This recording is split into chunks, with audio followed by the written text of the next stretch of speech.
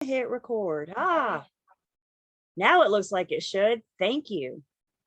Like I said, if you guys don't know I hit record, all of you tell me. Thank you. Okay, now everything's back to normal again. All right, so we left here. We were talking about the different methods of foreclosure. Other states use judicial foreclosure. If they use judicial foreclosure, they're going to do so with a sheriff's deed because the judge is going to send the sheriff out to foreclose. North Carolina, we do a non-judicial foreclosure. We do a power of sale.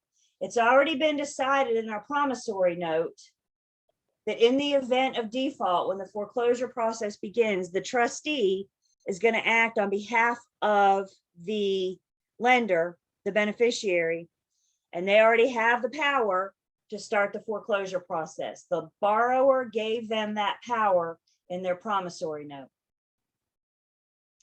And then strict foreclosure, we don't use in North Carolina. So all we're going to say about that is pretty much the court says, here's a specific period of time in which you have to pay your balance in full.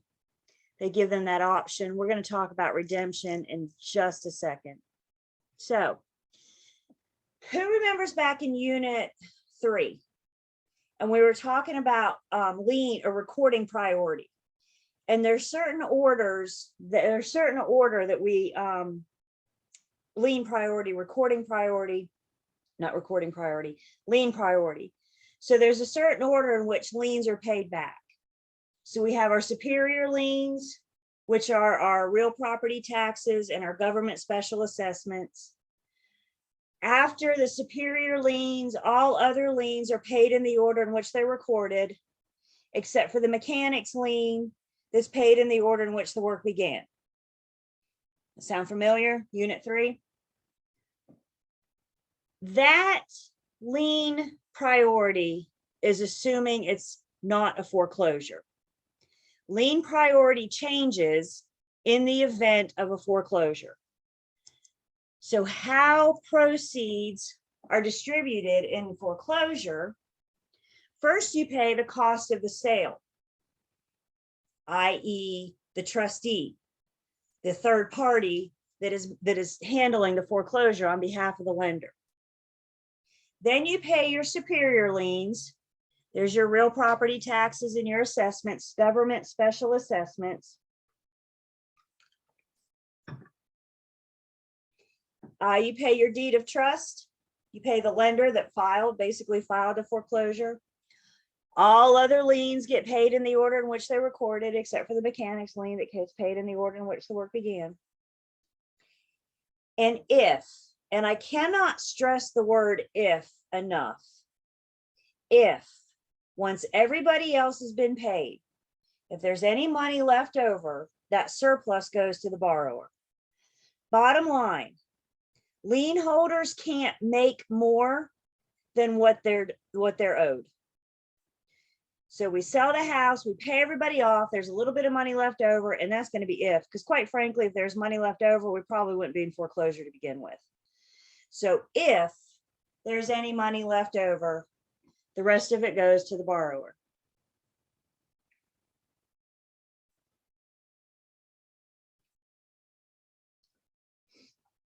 Where are my homeowners on the call? Several of you. Are your taxes and insurance escrowed? Do you pay a portion of your taxes and insurance every month with your payment? Some of you do, some of you don't. The majority, I think, of mortgage holders, of lenders, escrow taxes and insurance. So what they do is they take the annual property taxes and they divide by 12. And they take the annual homeowners insurance and they divide by 12. So each month when you send your mortgage payment in, you're paying 1/12 of the taxes and 1/12 of the homeowners insurance. So at the end of the year, the lender has that money in an account on your behalf to pay taxes and pay insurance. Isn't that really nice? Thank you, lender, for paying my taxes and my insurance. They're not doing it to be nice. They're doing it to protect themselves. Let's think about this. What if you didn't pay 2021 taxes and you didn't pay 2020 taxes, and maybe you didn't pay 2019 taxes. At some point of not paying taxes, the county is going to foreclose on you, because at some point, by not paying taxes, the county's going to say, okay, I want my money. It's been X amount of time and they haven't paid me, so I'm going to foreclose to get my money.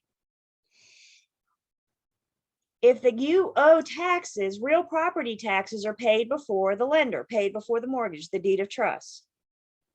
Do you think the county cares about selling the property for enough money to not only get their money, but also get money for the lender too? Do you think the county's going to try to have a purchase price high enough to get everybody paid? Who does the county care about getting paid?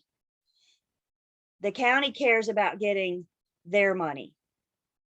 There might be a little left over for the deed of trust for the lender, but guys, you got to imagine all these people standing there with their hand out. They're all standing in line with their hand out. And when the money runs out at the end of the line, there's no more money left to give. You can only work with the proceeds of the sale of the property. So the reason the lender pays your taxes on your behalf is to make sure that the county doesn't foreclose on you, is to make sure that those taxes are getting paid and they don't have to worry about the county foreclosing on you, selling the property, and then them not getting their money. So while it's a nice feature, something that homeowners with a lender don't have to worry about, they're not doing it for us. If you're a cash buyer, you don't have this. If you're a cash buyer, you're paying taxes, you're paying homeowners insurance. When you pay that loan off, it's no longer being escrowed. The first year you pay the loan off, you may want to put some money aside each month because that tax bill is going to come to you now. That homeowner's insurance bill is going to come to you. So the reason they do that is to protect their interest. Remember, we talked last night, the lender has the bigger interest in this property. And they want to protect their interest. And bottom line, if you're not going to pay them, they want to sell the property and be able to get their money back. And it might be, if it's not enough, maybe we can do a short sale. We'll talk about that in just a bit. But bottom line, the lender wants to get their money, so they're protecting their interest. Any questions on that?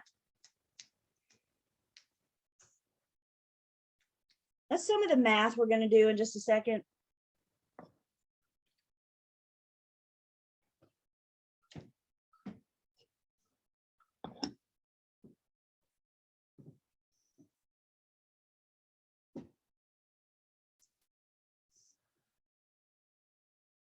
When it comes to foreclosures, there's a period of redemption before the foreclosure or during the foreclosure process. Homeowners have a time to redeem themselves. If you redeem yourself, you're saving yourself. You're saving yourself from foreclosure. There's actually a really nice picture for you at the bottom of page 368 that shows this redemption. Other states may use an equity of redemption, which means the borrower has the opportunity to redeem themselves before the foreclosure sale. How do you redeem yourself? You come up with the whole note due. If you can come up with the whole note due, you can avoid foreclosure. In North Carolina, we use something called a statutory redemption time period, which means the homeowner, the borrower, has the right to redeem themselves after the foreclosure sale. So the foreclosure sale goes in, bank takes the property. Anytime there's a bid on the property, the borrower has 10 days to upset the bid. Every time there's a bid, they get a 10-day grace period after the sale to try to come up with that amount and redeem themselves, redeem the property. So statutory redemption after the sale is what we do in North Carolina. Give the borrower the opportunity to redeem themselves by paying the balance in full.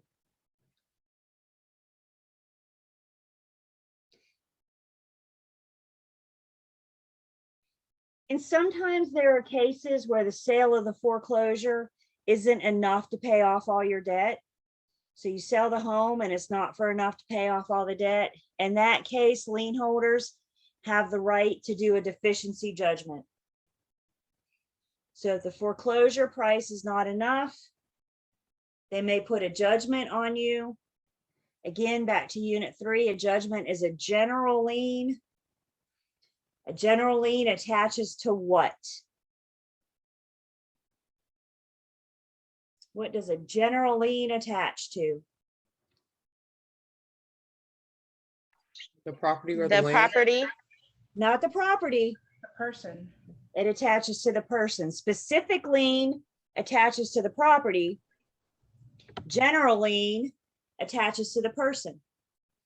So if you get a deficiency judgment, you have a general lien on you, which means it follows you everywhere you go. If you try to apply for a car loan, it's going to come up. You're not going to be able to get another loan until you get that taken care of. Deficiency judgments are not allowed in seller financing in North Carolina. We haven't talked much about seller financing yet, but we will. Seller financing, the seller's acting like the bank. And the reason it's prohibited on seller financing in North Carolina, because the seller's already standing in line as a lien holder. They're already standing in line and they're up near the top of the line. And they are not eligible to file a deficiency judgment.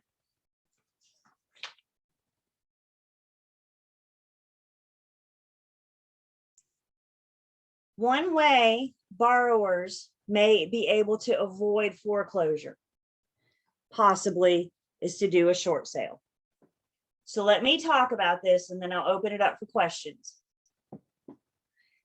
A short sale, there's 3 pieces that make up a short sale. The first piece of the short sale, the owner or the borrower owes more than what they can sell the property for. They cannot sell the property and pay off all their debt. They're underwater. In addition to that, the seller doesn't have enough liquid assets. So the homeowner cannot sell the home and drain their savings account and pay off all their debt. And the third piece of that is we have to have all of the lien holders' approval. Most of the time, there's multiple lien holders involved in a short sale. And all of the lien holders have to agree to do this short sale. They have to agree to take less than what they're owed. If all of them don't agree, then we can't do the short sale. So this is how this works.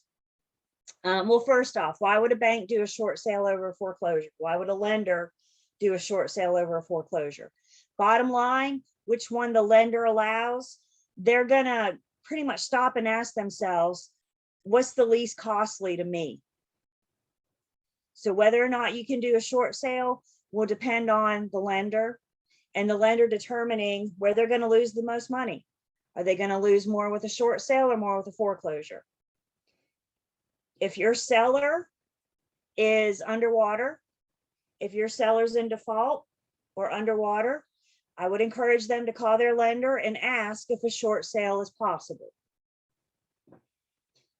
If a short sale is possible, then we advertise the property as a potential short sale. Buyer comes in, makes an offer. Buyer and seller negotiate the terms of the offer like we always do. We're going to negotiate the purchase price, due diligence, earnest money, close, all the terms like we always do. And once we have a bona fide signed contract in our hand, then that contract is sent on to the lien holders for them to do their thing to determine if they are willing to let the property go at a loss.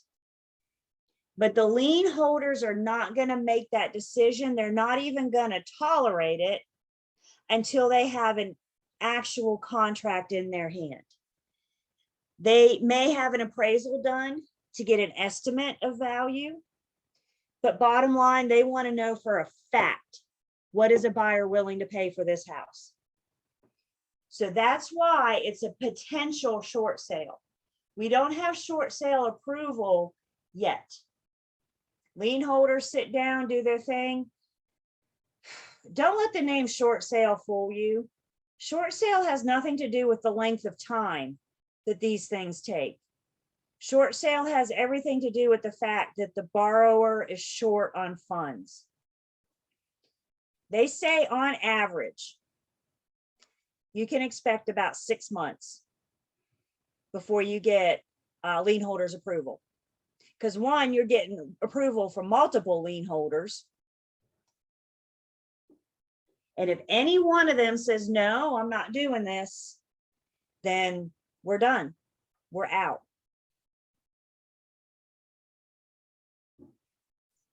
We're going to look at this form in just a second. The fact that it's a possible short sale is a material fact. The listing agent has got to disclose that it's a possible short sale. I can't guarantee lien holders approval. Listing agents, remember when we looked at our listing agreement and we asked the sellers to list their approximate balance? We said, who are all your lien holders and what are your approximate balances? Part of the reason we're doing that is to see if we have any flags go up. Those balance, well, I owe this much to this lender and that much to this lender, and that money starts adding up. And if that money starts adding up to more than what we can sell the home for, then we need to advise our sellers to call their attorney and call their accountant. We got to bring everybody in on this one. Make sure that your seller is fully represented. Buyer's agents, we have a short sale addendum that we present with our offer. Make sure you discuss this with your buyers. I'm telling you guys, the name of the game with these is patience. Nobody can make the lien holders go faster. The agent can't call every day and say, did you get us approval? Did you get us approval? Did you get us approval?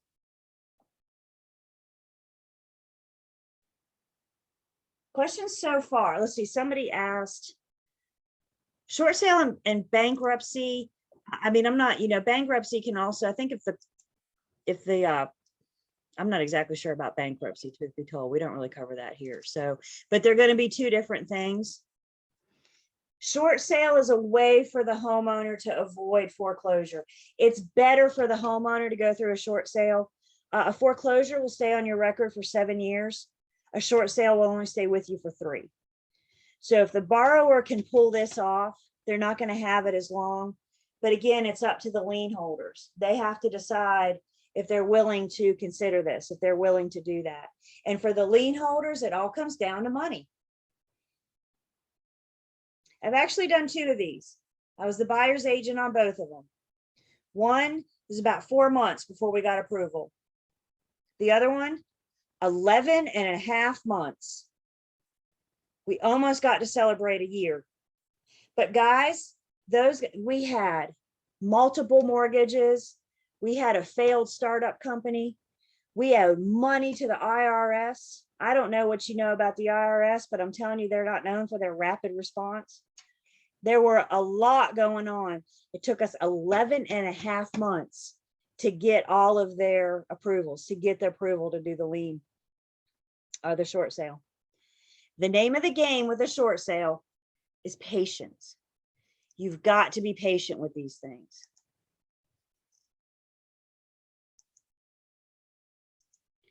So if we look in Learn, Test, Pass, I'm in the 14-15 material, and I have financing addenda. And again, I'm not going to spend a lot of time on this, but I think the short sale addendum does good. First off, it defines a short sale. Here's our 3 pieces. Purchase price is insufficient, and the seller doesn't have enough liquid assets, and the lien holders agree to release their liens. All of them have to agree. The addenda goes through short sale approval risks. Buyer and seller understand that no lien holder is required to approve a short sale.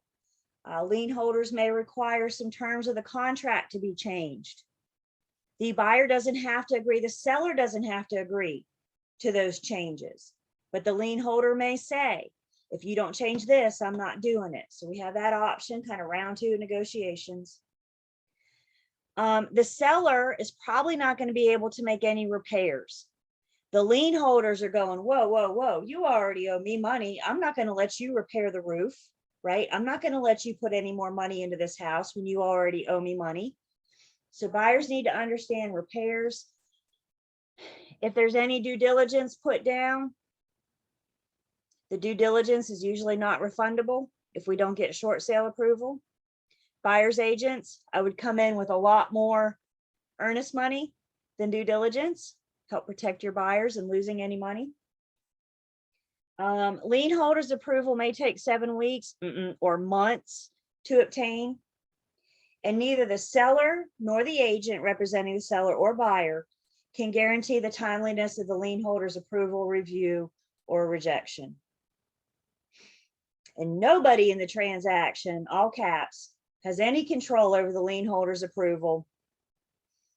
The name of the game is patience. The short sale addendum creates a contingency. The contingency is on the seller.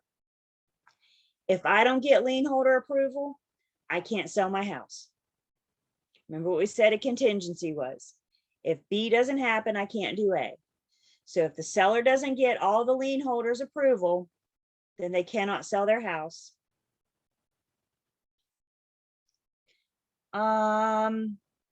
Dates look a little different because I can't put a date in for due diligence or settlement. Wherever it is. Yeah, settlement, here it is. Because I don't know how long it's going to take the lien holder's approval. So it recommends a 15 days for due diligence and 30 days for settlement, but you can fill in the blanks. You can put any number of days in. Again, it's still negotiable. But what this is saying is that in the offer to purchase and contract, you can't put an actual date in there because we don't know. So instead, we're instructed to put see attached short sale addendum that references these numbers of days that we agree to. While the lien holders are considering an offer, another offer may come in which the seller negotiates it, goes under contract, and now the lien holders have a couple contracts to consider. There are multiple contracts that could be on a short sale.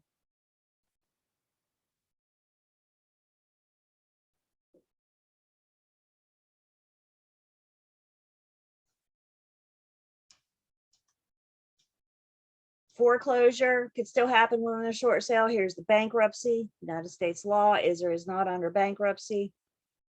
Tax consequences. Again, you guys tell your seller, call their attorney, call their accountant.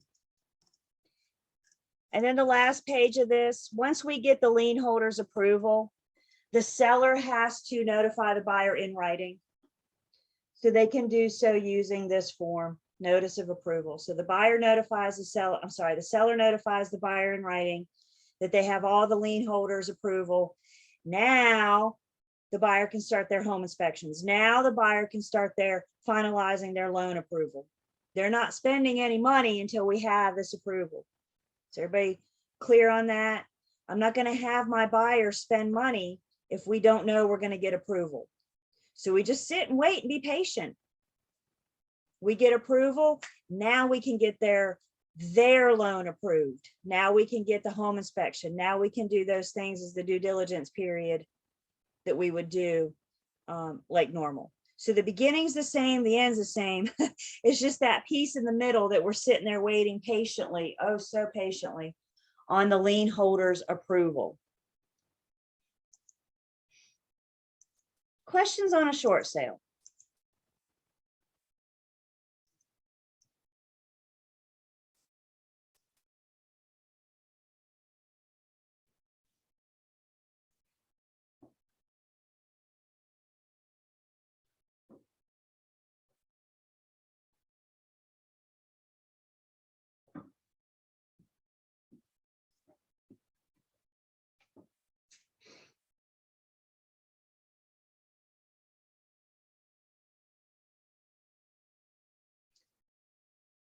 We're getting ready to talk about several other different ways that we can convey property, the owner. So short sale is one of them if they're in that situation. Something not in your book, and I don't know why. They talk about it in the syllabus, but it should be in your book because I guess it's just so common. The majority of the time, what we have is a cash sale, which means at closing, the seller pays off their existing mortgage.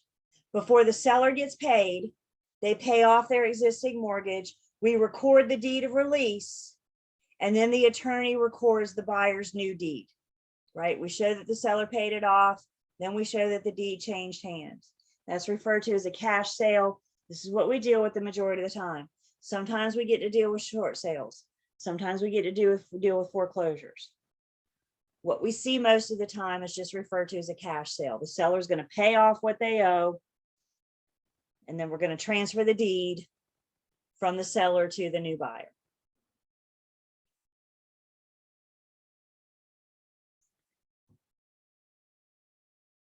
Back in your book on 371, the sale could also happen subject to the mortgage. If it's subject to the seller's mortgage, the liability stays on the seller. The buyer, in the event of their default, is not responsible. As you can imagine, this is extremely rare. As a seller, do you want to take on that responsibility? Probably not. So subject to the seller's mortgage, all liabilities on the seller, the buyer's not responsible. They default, the seller's still responsible for it.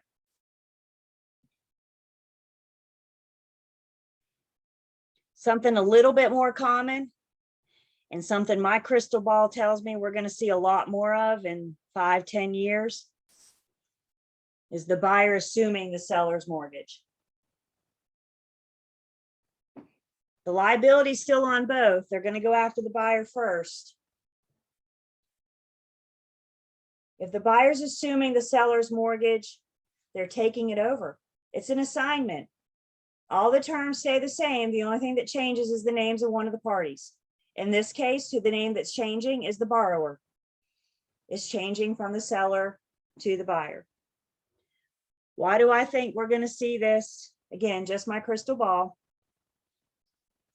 Last year, interest rates were originated at historically low interest rates. Did y'all know last year to buy a home, you could get an interest rate for 2 point something, 3 point something? That's crazy. My parents bought their house in like the 80s and the interest rate was like 13%, right? So 2 point something is wild. 3 point something is crazy. We're starting to see interest rates creep up just a little bit. We haven't seen 2 point something in a while. They're still 3 point something.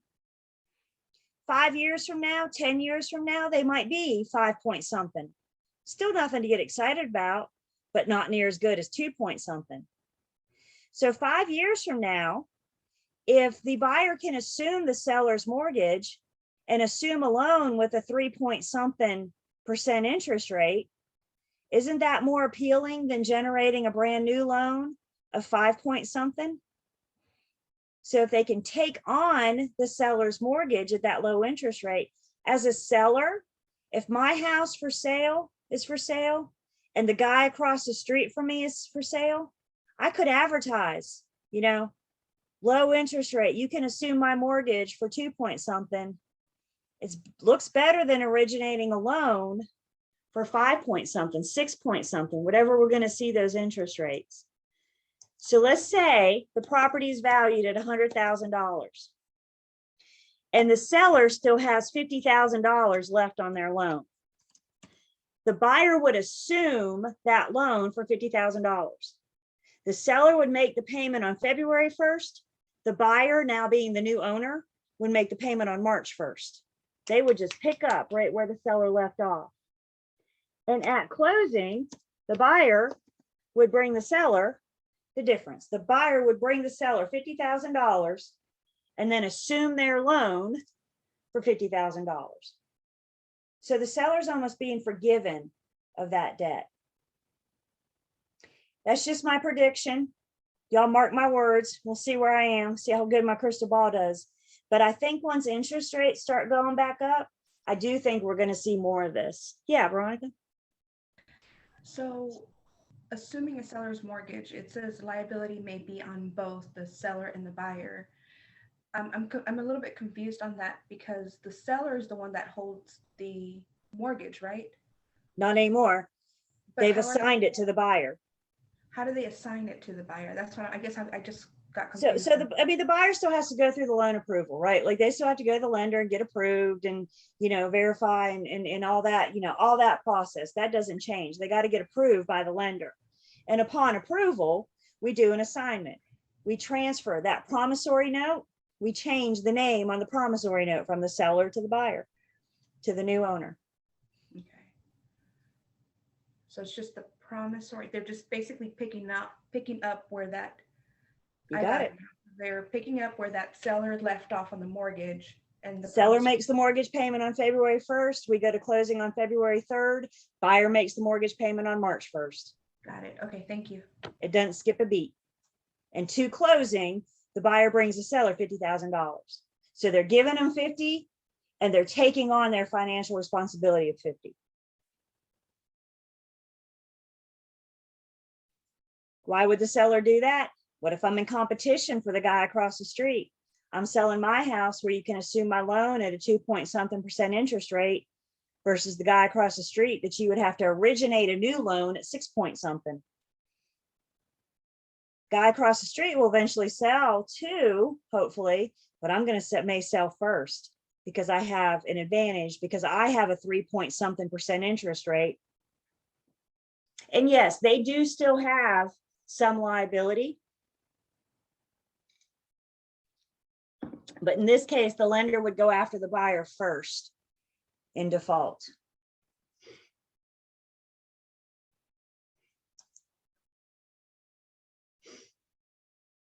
It might make a, good marketing.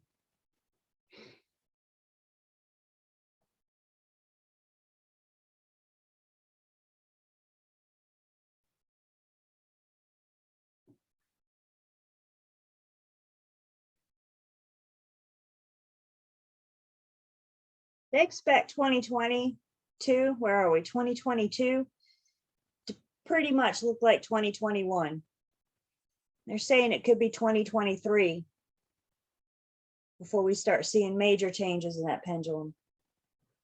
So we got to let interest rates creep back up a little bit. And then these loans that are being assumed last year, or excuse me, being originated last year and this year are going to be a lot more desirable when they go to sell their house. Questions, other questions?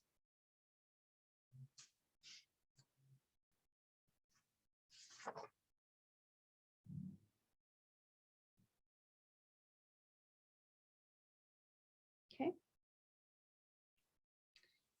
Last night we introduced you to the promissory note. Remember, the promissory note is the contract between the lender and the borrower. It's the IOU.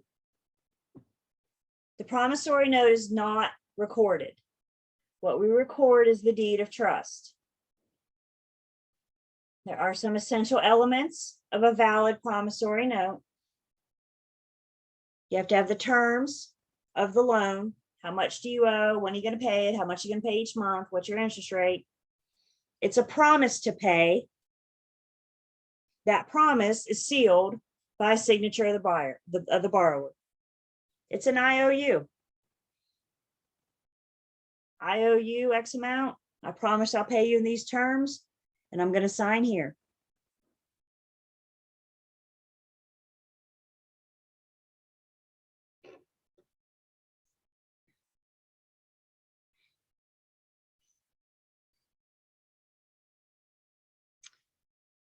Most promissory notes, not all of them, but most promissory notes are negotiable.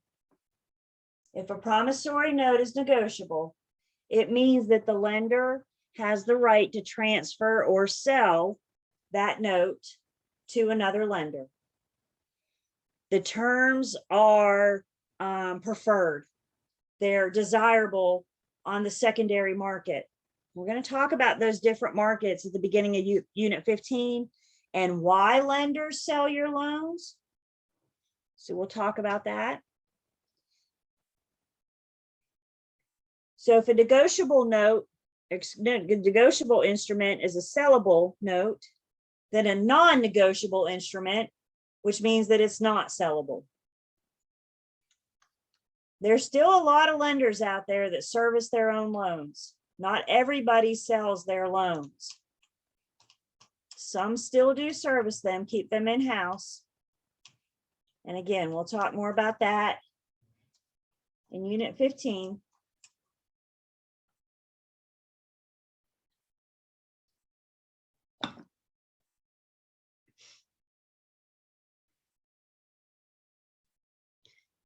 There are some terms with the promissory note. We have clauses. The acceleration clause. The acceleration clause says if the borrower defaults, the lender has the right to call the whole note due. In the event of the borrower default, the lender has the right to accelerate when it's due. If you can come up with the whole note due, you can avoid foreclosure or short sale, bankruptcy. So the acceleration clause accelerates the maturity of the loan when it's due. Some lenders charge a prepayment penalty, clause. If you pay it off early, they may charge you a prepayment penalty. If you pay it off early, the lender's not getting as much money as they were promised. Prepayment penalties are not allowed on FHA or VA loans. And we'll talk about those loan products soon. Prepayment penalties are not allowed on VA or FHA loans. They're also not allowed on conventional loans that are $150,000 or less. So if you're getting an FHA loan, don't have to worry about prepayment penalty. VA loan, don't have to worry about it. If you're getting a conventional loan of $150,000 or less, don't have to worry about it. Conventional loans of more than $150,000, it may be in your promissory note. Pay it off early, they're going to charge you a fine.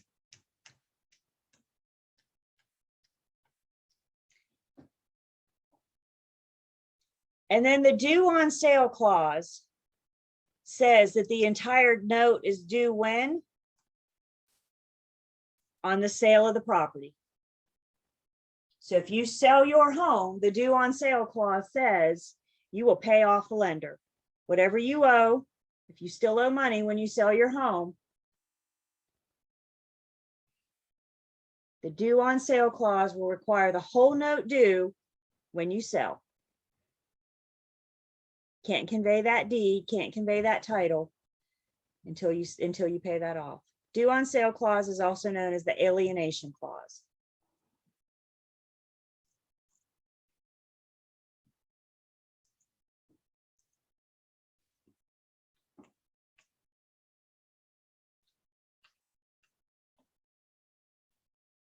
Questions?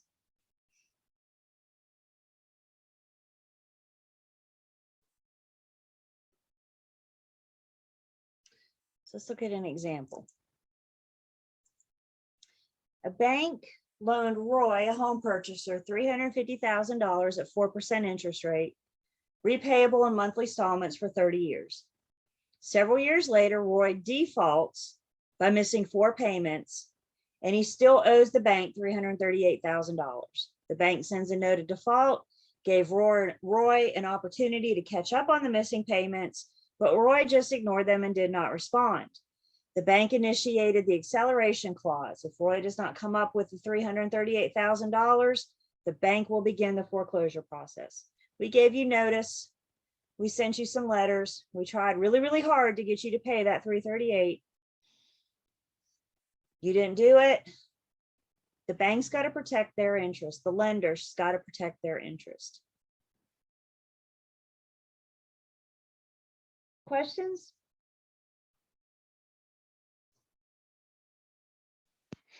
I think in this particular example, Roy's given the option of catching up on the missed payments or making some arrangements prior to the bank initiating this acceleration clause? Yeah, they tried, but old Roy just did not respond.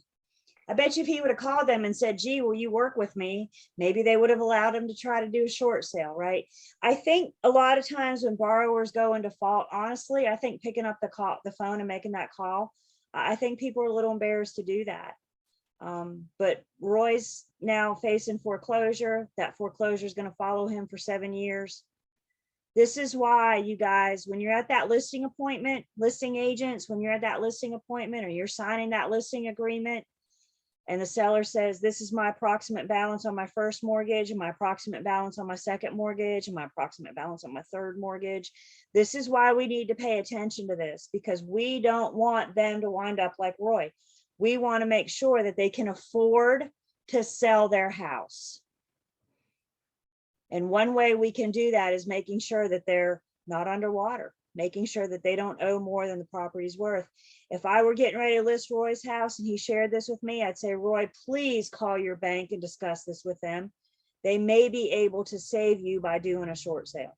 I'm not making any promises. I have no idea. But what can it hurt to pick up the phone and call? Just respond. Don't ignore them. Don't be like Roy.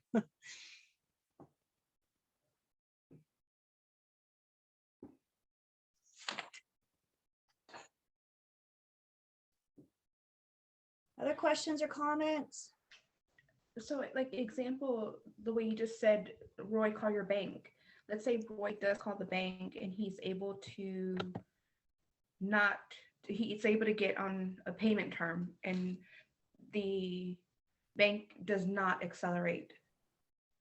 Does the bank then give him a letter so that maybe you can see that he's no longer in trouble?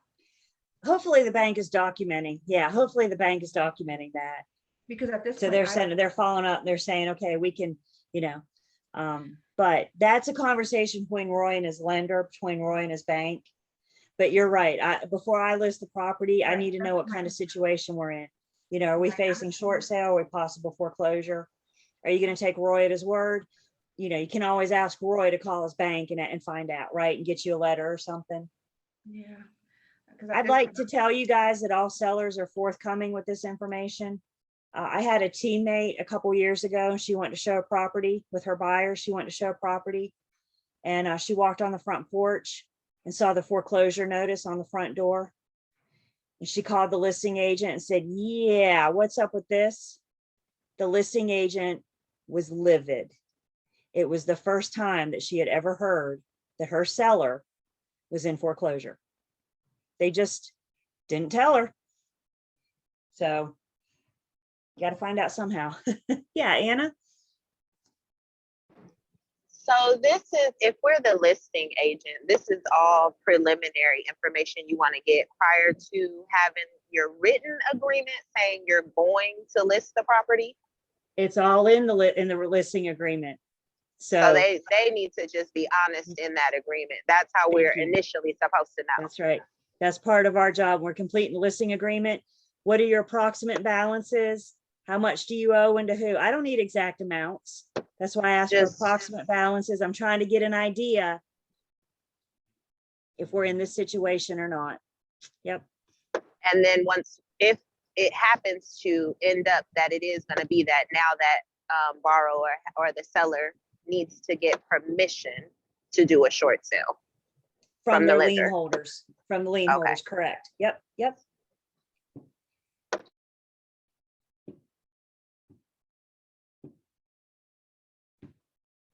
Okay.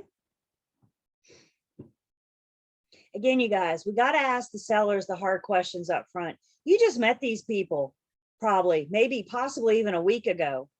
And you're sitting at their kitchen table going, how much do you owe? What are your balances? Boy, we're getting personal, aren't we? Real early. But sometimes we got to ask the hard questions, not only to protect them, but to protect us as well.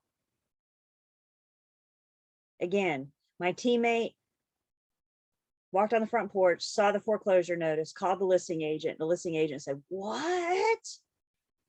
Brand new information to her. Ouch.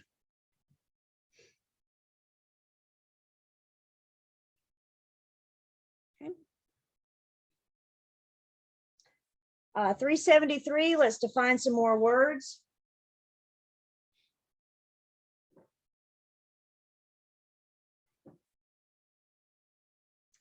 Interesting question came in. What happens if the homeowner's in a coma for a couple months and misses payments?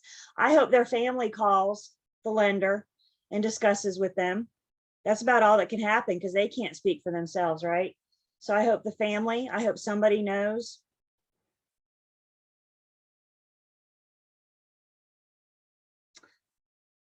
Let's see, principal. Principal is the amount of money that you borrow from the bank. When you're buying a home, remember our example last night, the purchase price is $100,000.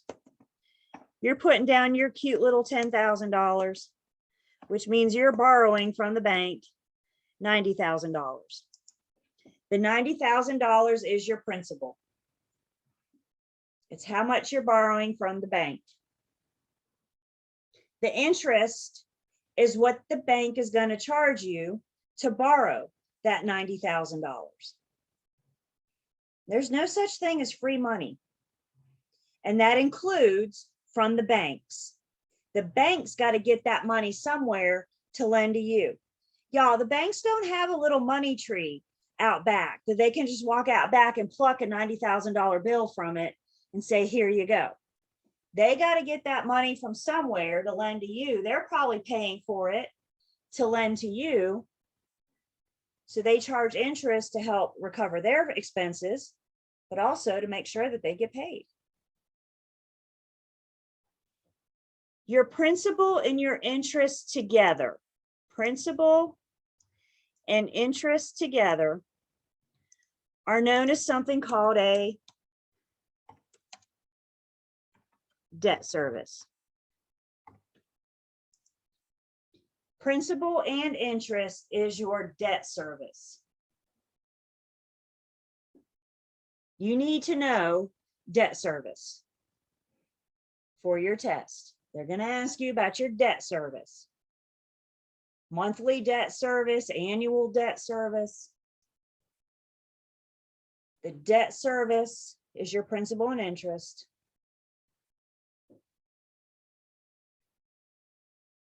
PITI, or pity, as some of you like to call it. Pity is the money, the check that you send the lender every month. When you say, I'm paying my mortgage, I'm going to sit down and pay my mortgage. What you're paying the lender every month is your pity. Principal and interest, your debt service, plus a 1/12 of your annual taxes and a 1/12 of your annual homeowner's insurance.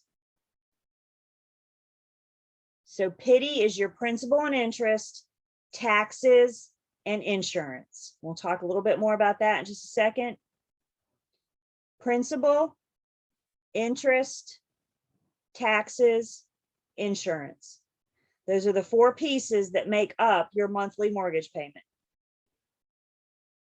for the most part. Most loans are amortized, which means they're regular level payments every month. They're the same payments. They're equal payments each month. So we're going to learn in just a second, your debt service is the same every single month. Month 1, your debt service is the same. Month 13, month 240. Every single month, your debt service is the same. What changes is how much of that amount is applied to your principal and your interest each month. And that's the math that we're getting ready to do in just a second. So an amortized loan is regular level payments. Again, my homeowners on the call know sometimes your mortgage payment goes up. I guess sometimes it could go down, but let's be honest, sometimes your mortgage payment goes up. If your mortgage payment goes up, it's not because of your debt service. It's because of your taxes and insurance. If taxes go up, if insurance go up, they have to collect more from you to have that money in the escrow to pay those bills on your behalf. Your debt service stays the same for the life of the loan.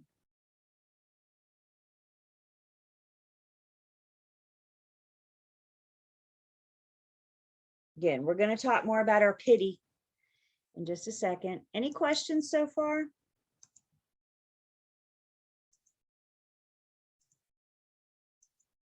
Okay, so let's take 10. We'll come back, we'll talk about your pity. We get to do some math.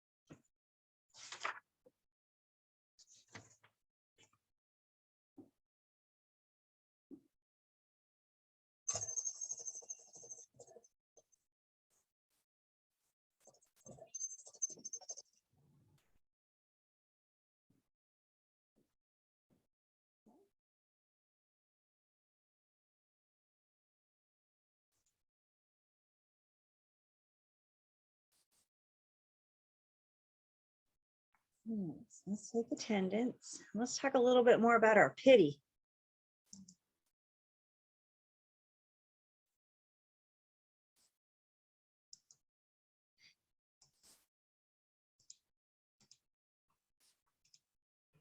Here's the breakdown of the pity for my picture people.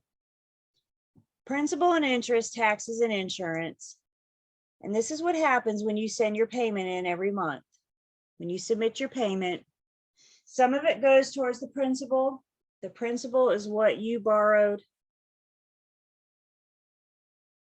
Paying off that principal builds your equity. We're going to talk about equity.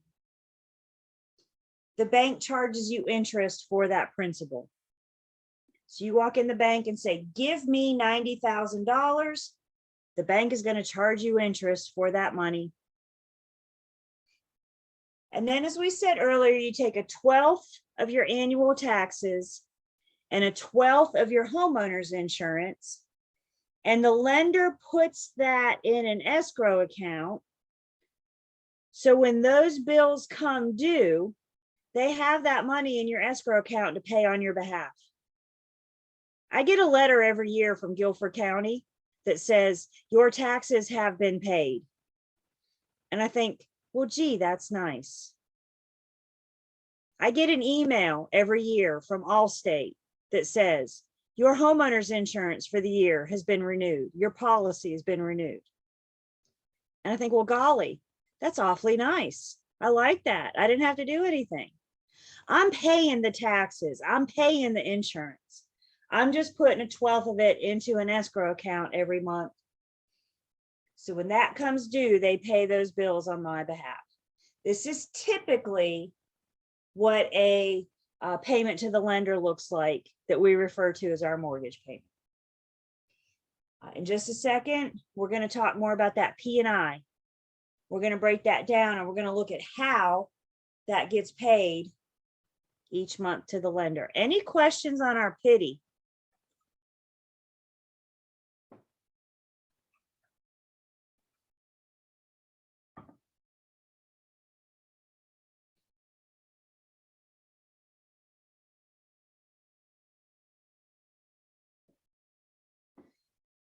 So let's talk about this debt service. Debt service is principal and interest. Debt service is principal and interest.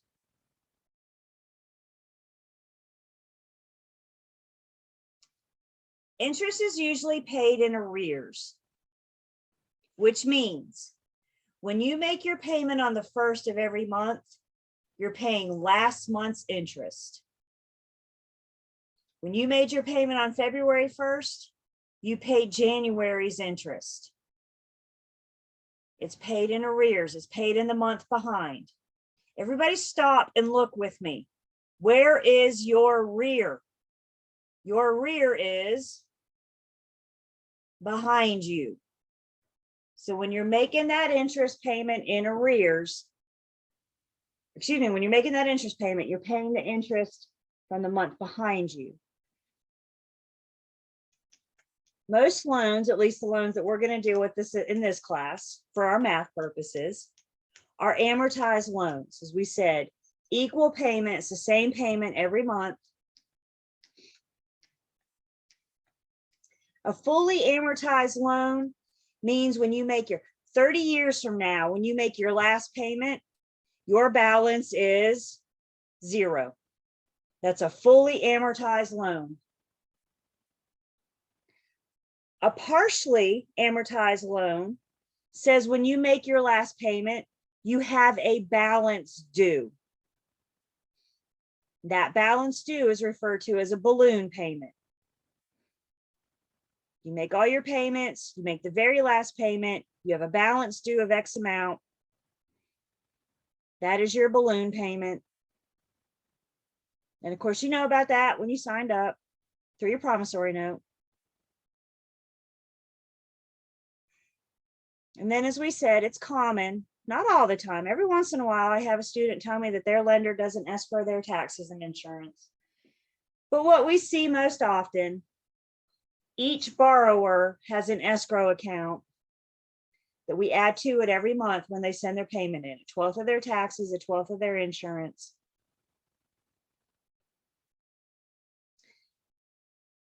If you guys will look with me on page 374. 374. You see figure 14.4? This is what happens to our monthly payment.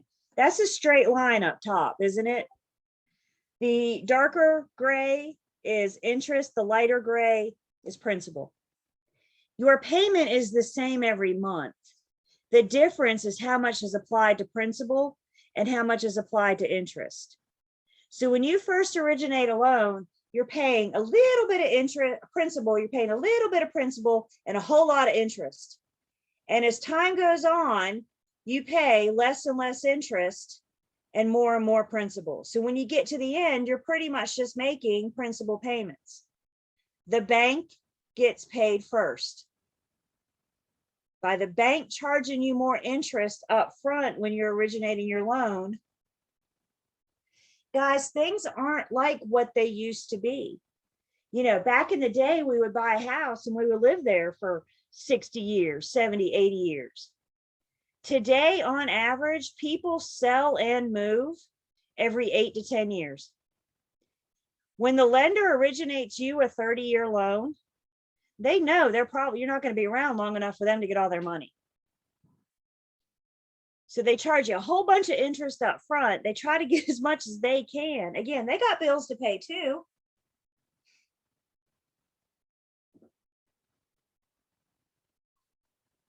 Questions so far?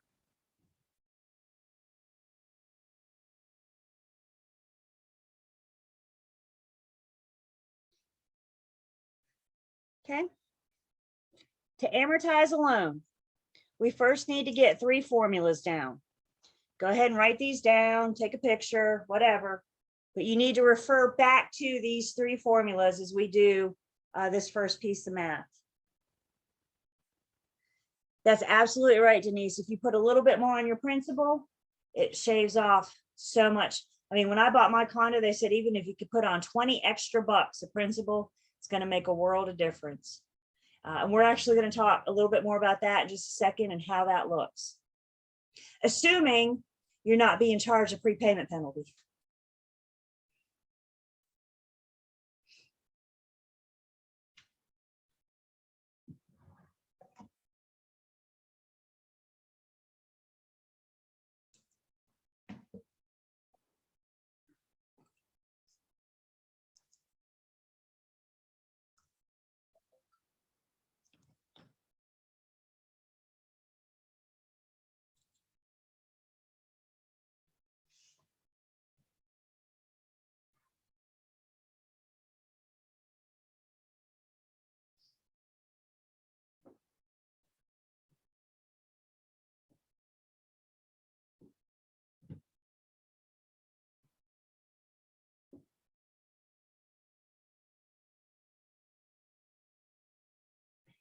You guys have these 3 formulas? Everybody good to start talking about them?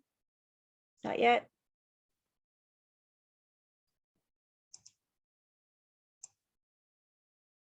No, let's not do that.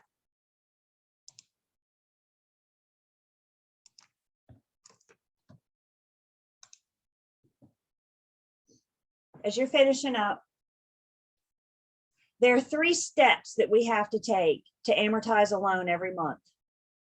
The loan gets amortized every month. Month 1, month 12, month 18, month 230.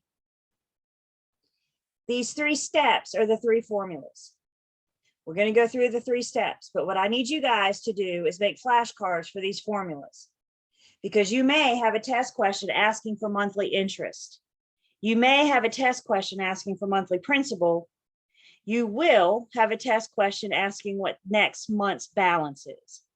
So 3 formulas to amortize a loan, but it also shakes down to the 3 steps that we need to amortize a loan.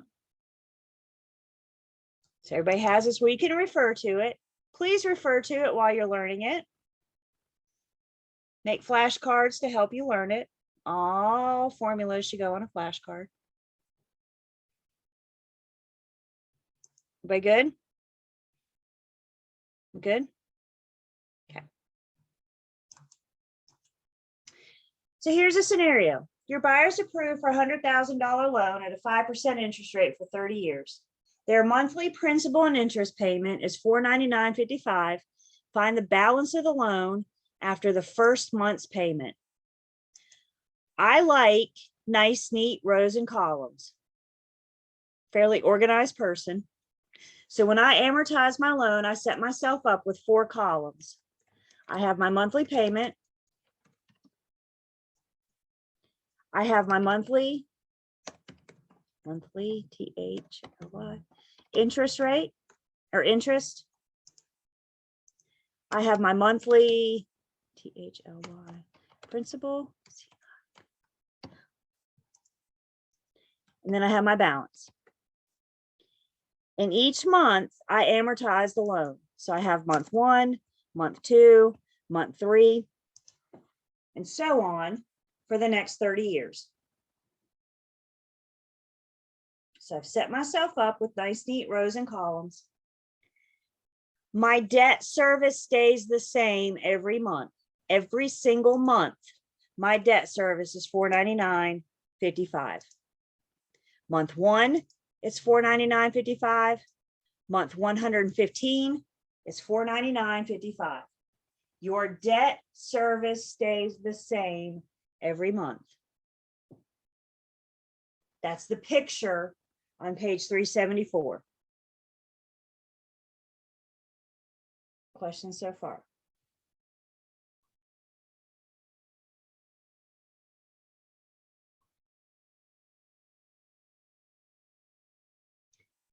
My balance on month 1 is how much did I borrow?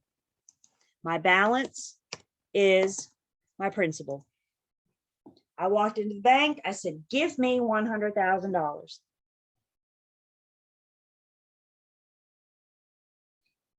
This is it. This is all I need to do to amortize. This is all the information I need to amortize this loan for the next 360 months. This and the 3 steps I just gave you. So step 1 says I take my balance times my interest rate to get annual interest. And then I divide by 12.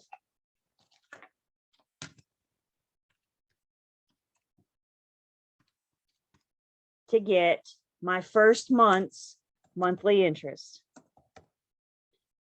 Of the $499.55, the first month we're going to apply $416.67 towards my monthly interest. Step 1 of your 3-step formulas. Find monthly interest. Do we see what we did? Balance times the interest rate gives us annual interest. Divide by 12 to get monthly.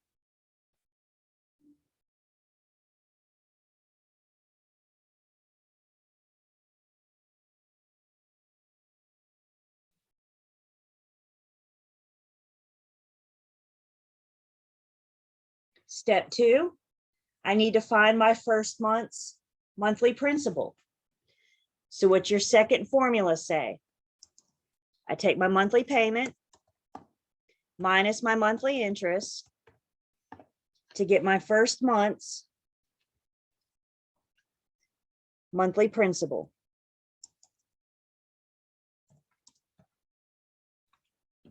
Of the $499.55, $416.67 is going towards the interest, $82.88 is going to the principal. This is a great place to stop and check yourself, because principal plus interest must equal the monthly payment.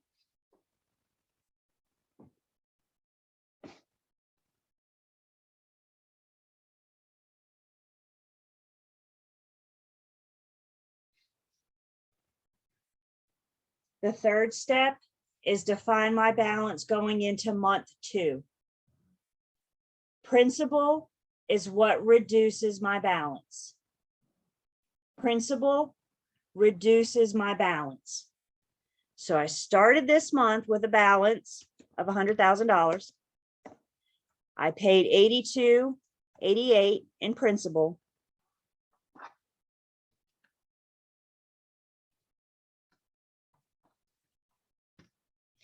And I go into month 2, now only owing the bank $99,917.12. Principal is what reduces the balance. So step 1, I find the monthly interest. Step 2, I find the monthly principal. Step 3, I find my balance next month, and then repeat. If we do this 359 more times, we have amortized this entire loan. Homeowners, you got a packet from the attorney's office. You got a whole bunch of documents that probably got lost in the move. They're now maybe in a file cabinet. You probably haven't looked at them since you left the attorney's office. That's okay. I know, I've been there too. In that packet of information is your loan amortized. The attorney gave you they told you this is what happens to your money for the next 360 months. I'm going to talk a little bit more about this, but before I do that, I'm going to shut up. And I want you guys to tell me in a private chat using the 3 steps that you wrote down. What is your balance, starting with a balance of $99,917.12? Do your 3 steps and tell me what's your balance going into month 3.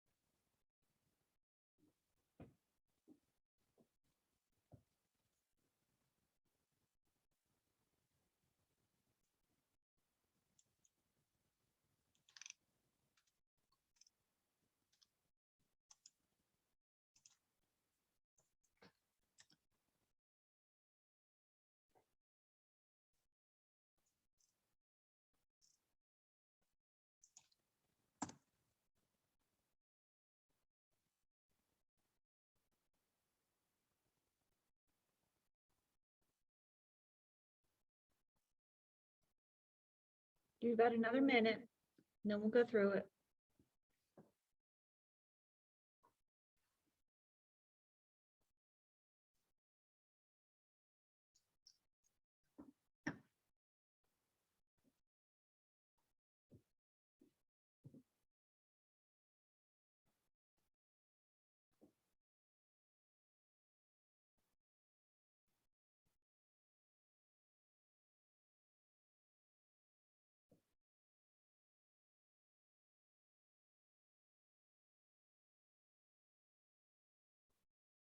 Yep, balance in month 3. What's your balance going into month 3? How much do you owe the bank?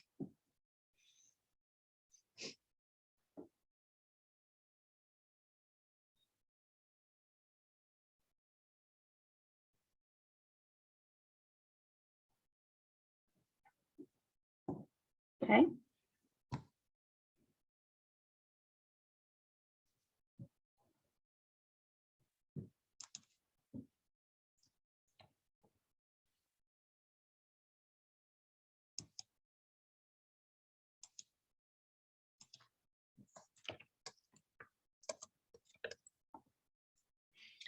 All right, so what's step 1?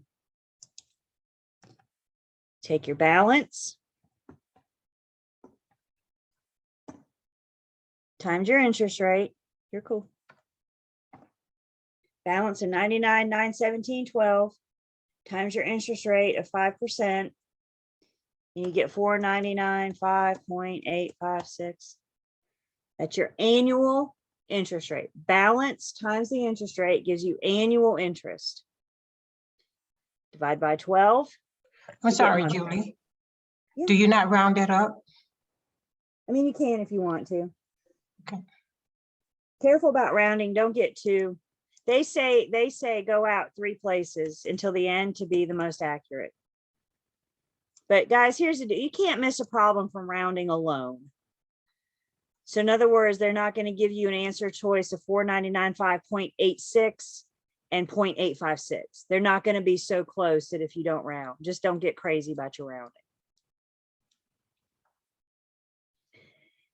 So month 2 of my $499.55, $416.32 is going to be applied to my monthly interest. See, I'm paying just a little bit less interest this month, just a little bit. Step 1, monthly interest. Step 2 is to find my monthly principal. Payment stays the same every month.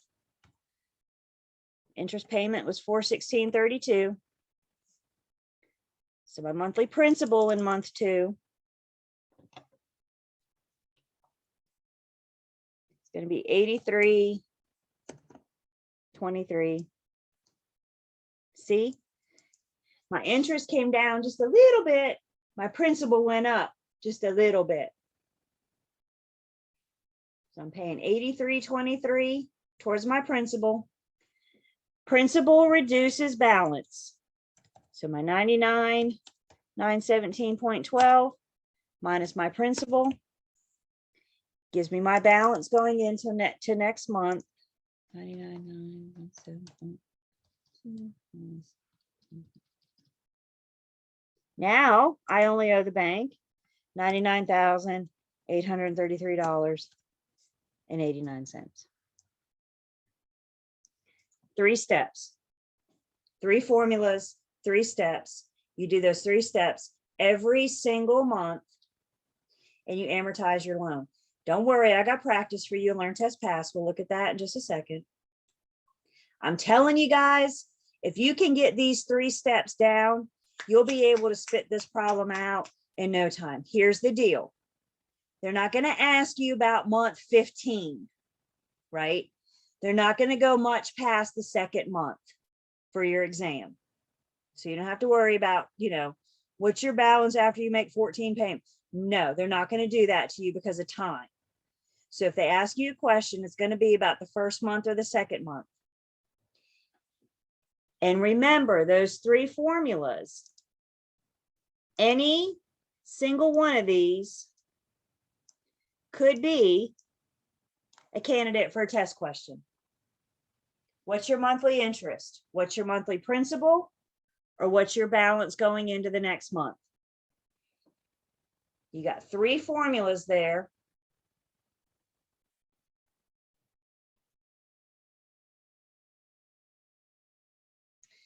So earlier we mentioned trying to pay more on the principal to pay down your balance faster.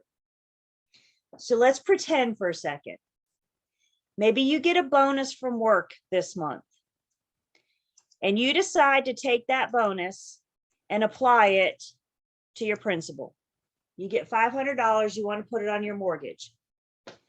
You have an extra payment of $500, which the principal reduces the balance. So instead of 99,917.12 minus 83.23 minus 500. So now if you put down that little extra with your $500 bonus, now you would have a balance going into month 3, $99,333.89. Anytime you can put more on the principal, that's that much interest that you have to pay. Just make sure before you guys run to your bank accounts and start doing this, make sure that 1, your bank allows it, your lender allows it, and 2, make sure that they know that this $500 is going towards your principal and not towards your interest. Make sure it's going, they know that you want it to go to you and not to them. Some will do it automatically. Some you have to call and tell. I don't know what your bank is, what your lender is. So find out from them before you just start sending them a whole bunch of money. The more you can put on that principal, if it's allowed, the faster you pay down that balance. The less balance you have, the less interest you have. Questions on this? 3 steps. Boom, boom, boom. Knowing the formulas are 80% of the battle. If you don't know the formulas, you don't know what to do with this. Fair enough? Flashcards. Repetition.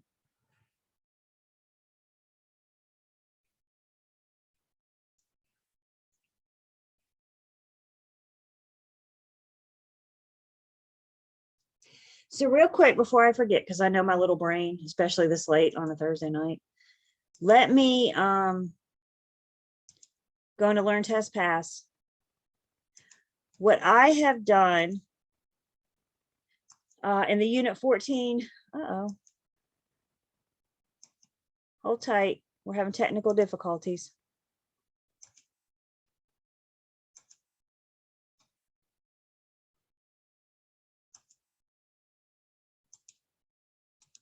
Kick me out.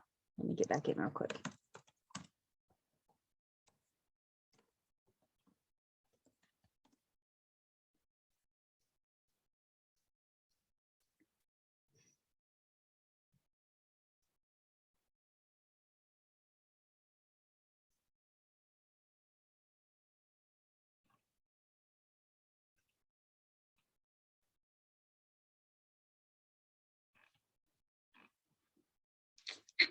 Let's see. Okay. Let's come back and get you guys. Welcome back.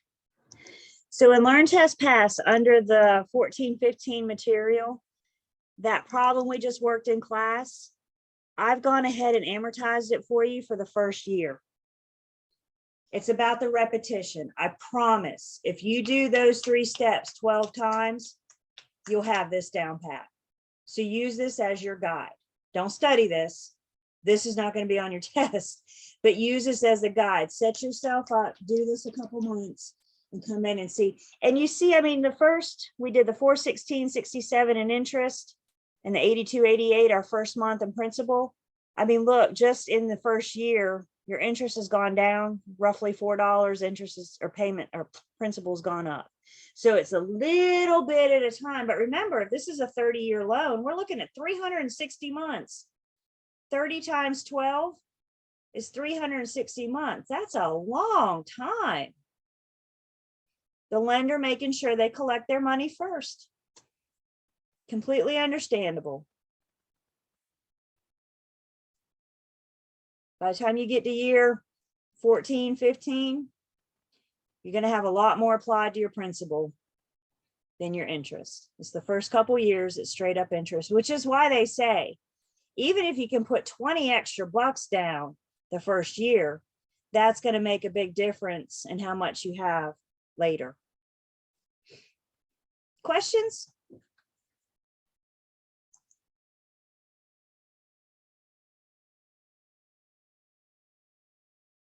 Best to save them by afterwards.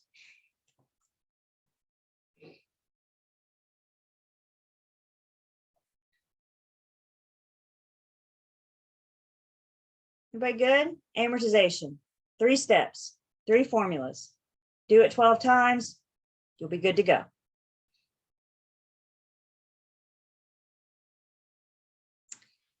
Amortization is breaking it down monthly, month 1, month 2, month 3, month 4. You may also see if it has a test question that asks you, what is your total interest payment?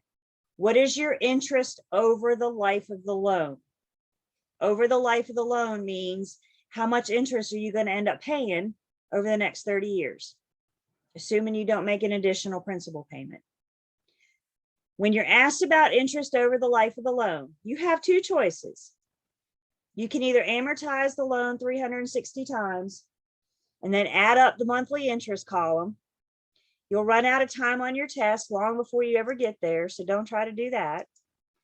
Your second choice, your second option, is to know the formula for interest over the life of the loan. The big picture.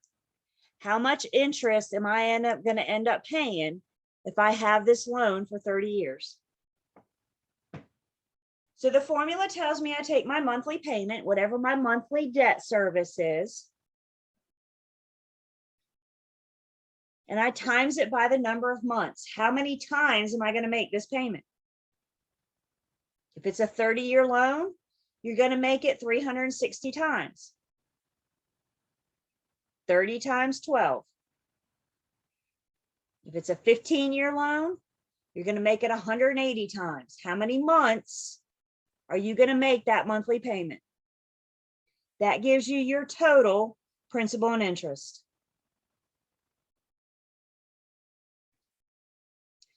From your total, you deduct your principal.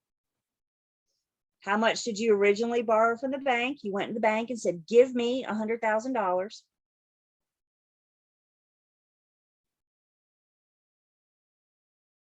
And what you have left is your interest.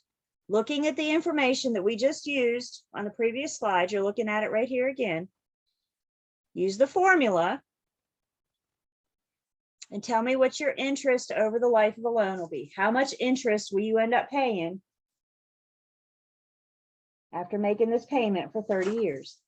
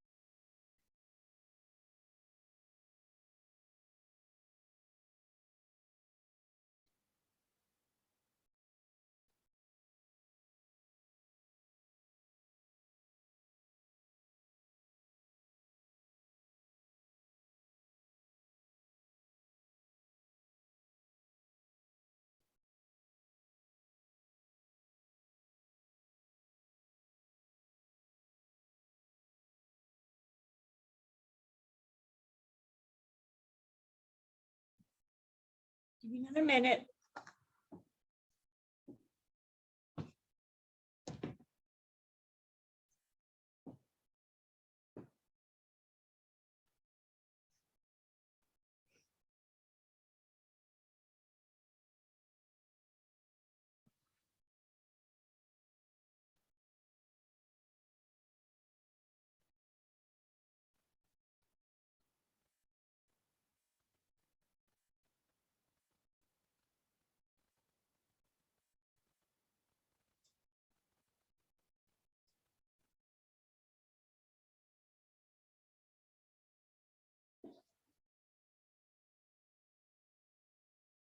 Okay.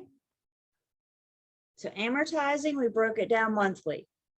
This is what month 1 looks like. This is what month 4 looks like. This is what month 15 looks like. Interest over the life of the loan is the big picture. The life of the loan being, in this case, 30 years. So if you take your monthly payment's the same every single month. $499.55 towards principal and interest. Everybody good? That does not include taxes and insurance. Everybody good with that? Taxes, insurance, and insurance is going to be added too.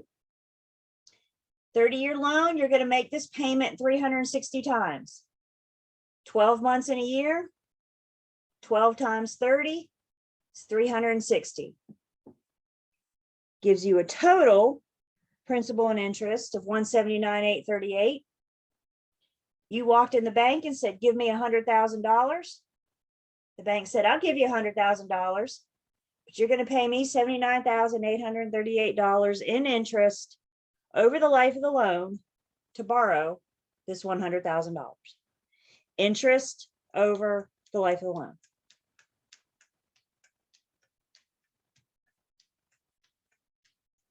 Questions?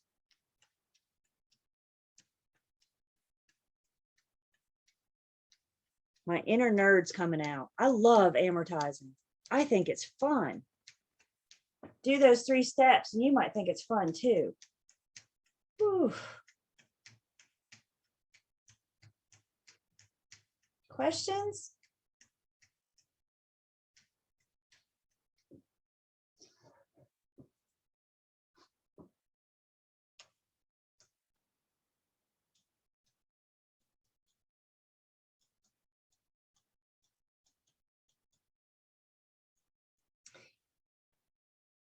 So again, somebody's concerned, horrifying for pay bank $79,838. I hear you. Again, they got to get that $100,000 from somewhere to give to you. There's no free money.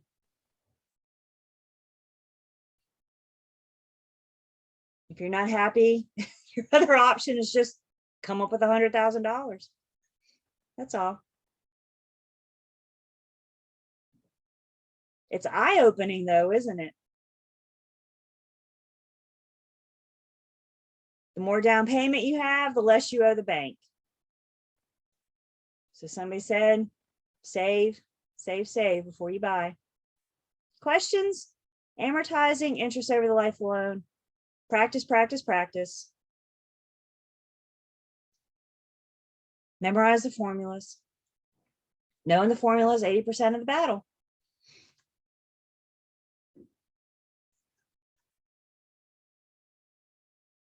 Okay. Simple interest. Here's the good news. We're not dealing with compound interest in this class. I have no idea how that works. Good news. We're dealing with simple interest. The bank may want to ask themselves, if I lend this person X amount in principal at X amount interest rate over a period of X amount of years, how much do I get? Remember what's in it for me. So when you call the bank and say, I want $100,000, their first question themselves is, what's in it for me? How much am I going to get? So they may use the simple interest formula. The simple interest formula is interest equals principal times rate times time. And time is in years. So if they give you 12 months, you're going to put in 1 year.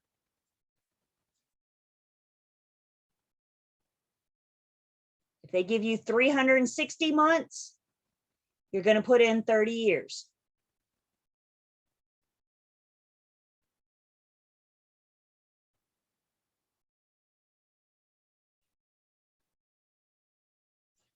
Where are my newfound T-bar fans? Do I have fans out there? Y'all want to know what I've done? Oh, yeah. Be ready to have your mind blown. I took the T-bar and I figured out how we can use the T-bar,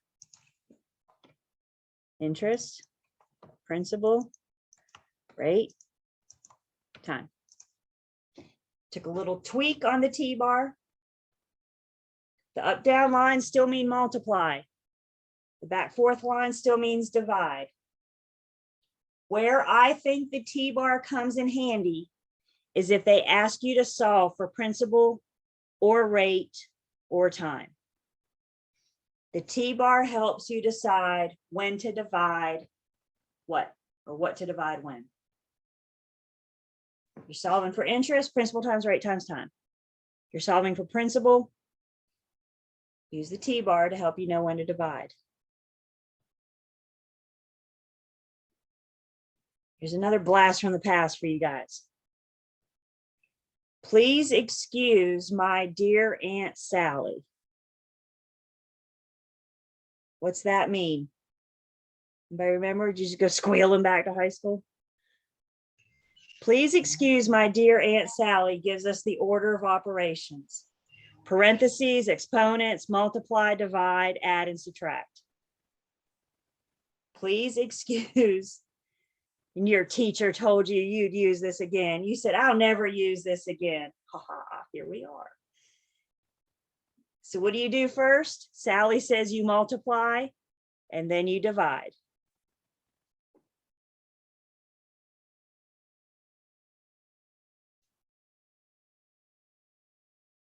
So let's look at an example together. What amount of simple interest would be due at the end of 24 months on a $25,000 loan at an 8% annual interest? Give you just a second, use your new formula. Interest equals principal times rate times time, with a T-bar, whichever.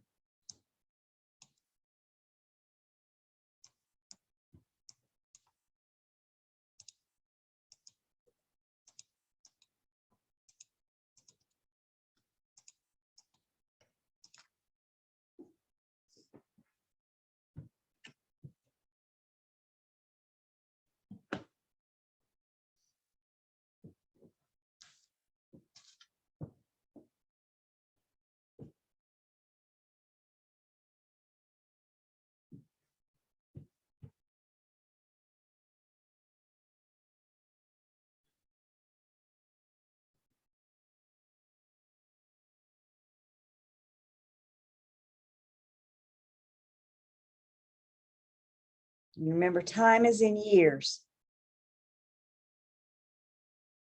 So how many years is 24 months?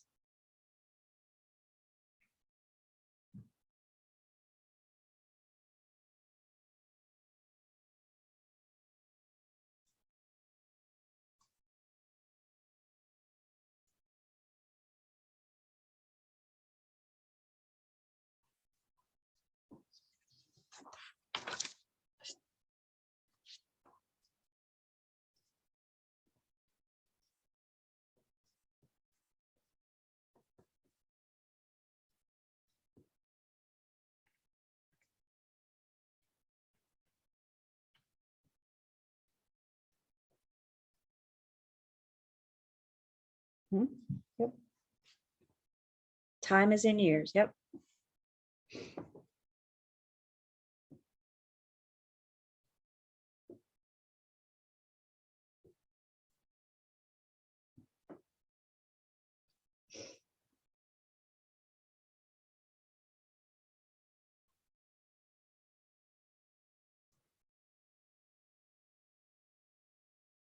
You've got 30 more seconds.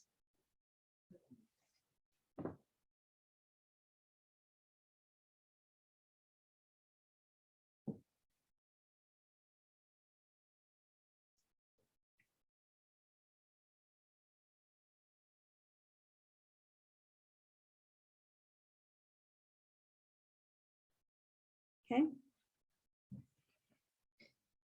So what amount of simple interest would be due at the end of 24 months on a $25,000 loan at an 8% annual interest? My formula, interest equals principal times rate times time. So interest equals my principal times rate times time in years. 24 months is 2 years.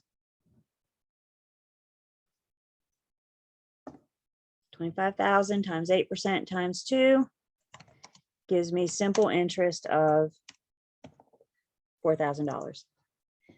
You borrow this $25,000 loan for 2 years at an 8% interest rate. The bank says, what's in it for me? What's in it for them is $4,000.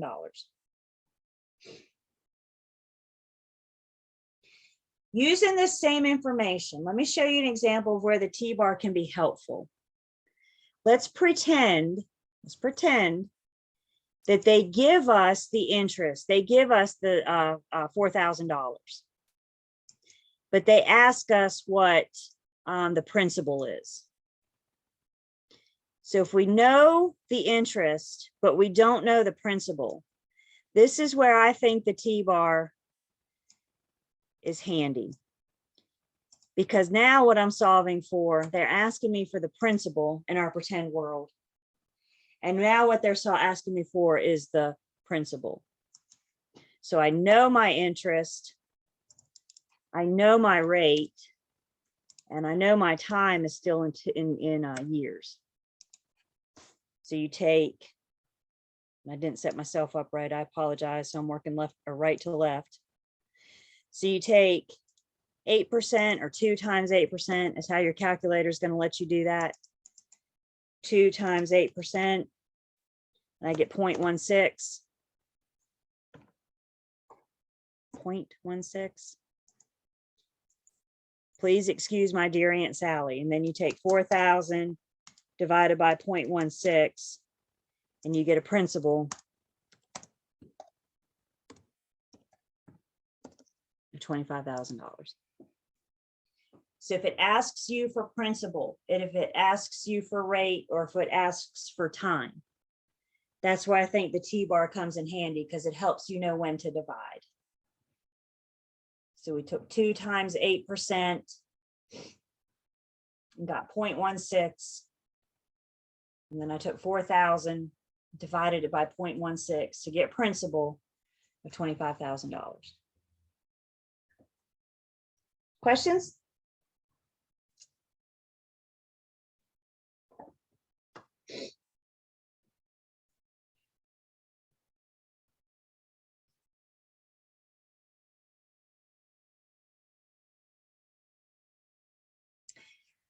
Let's go ahead and take a break.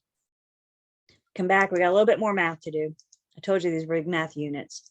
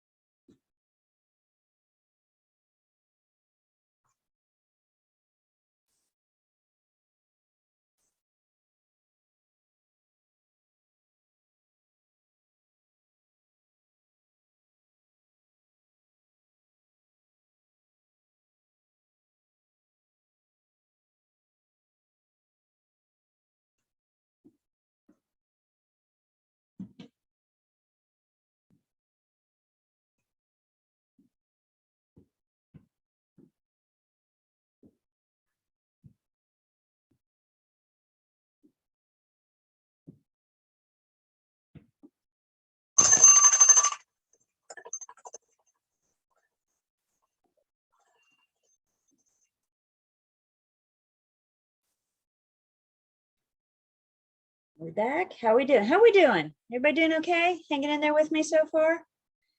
No?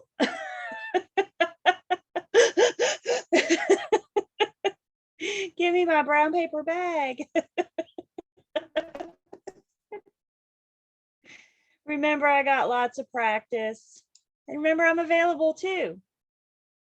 If you have questions and you don't ask, I can't help you.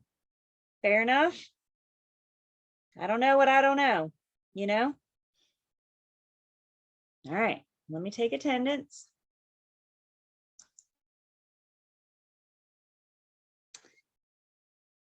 So we've looked at amortizing. We've looked at interest over the life of the loan. We've looked at simple interest. Now we need to talk about something called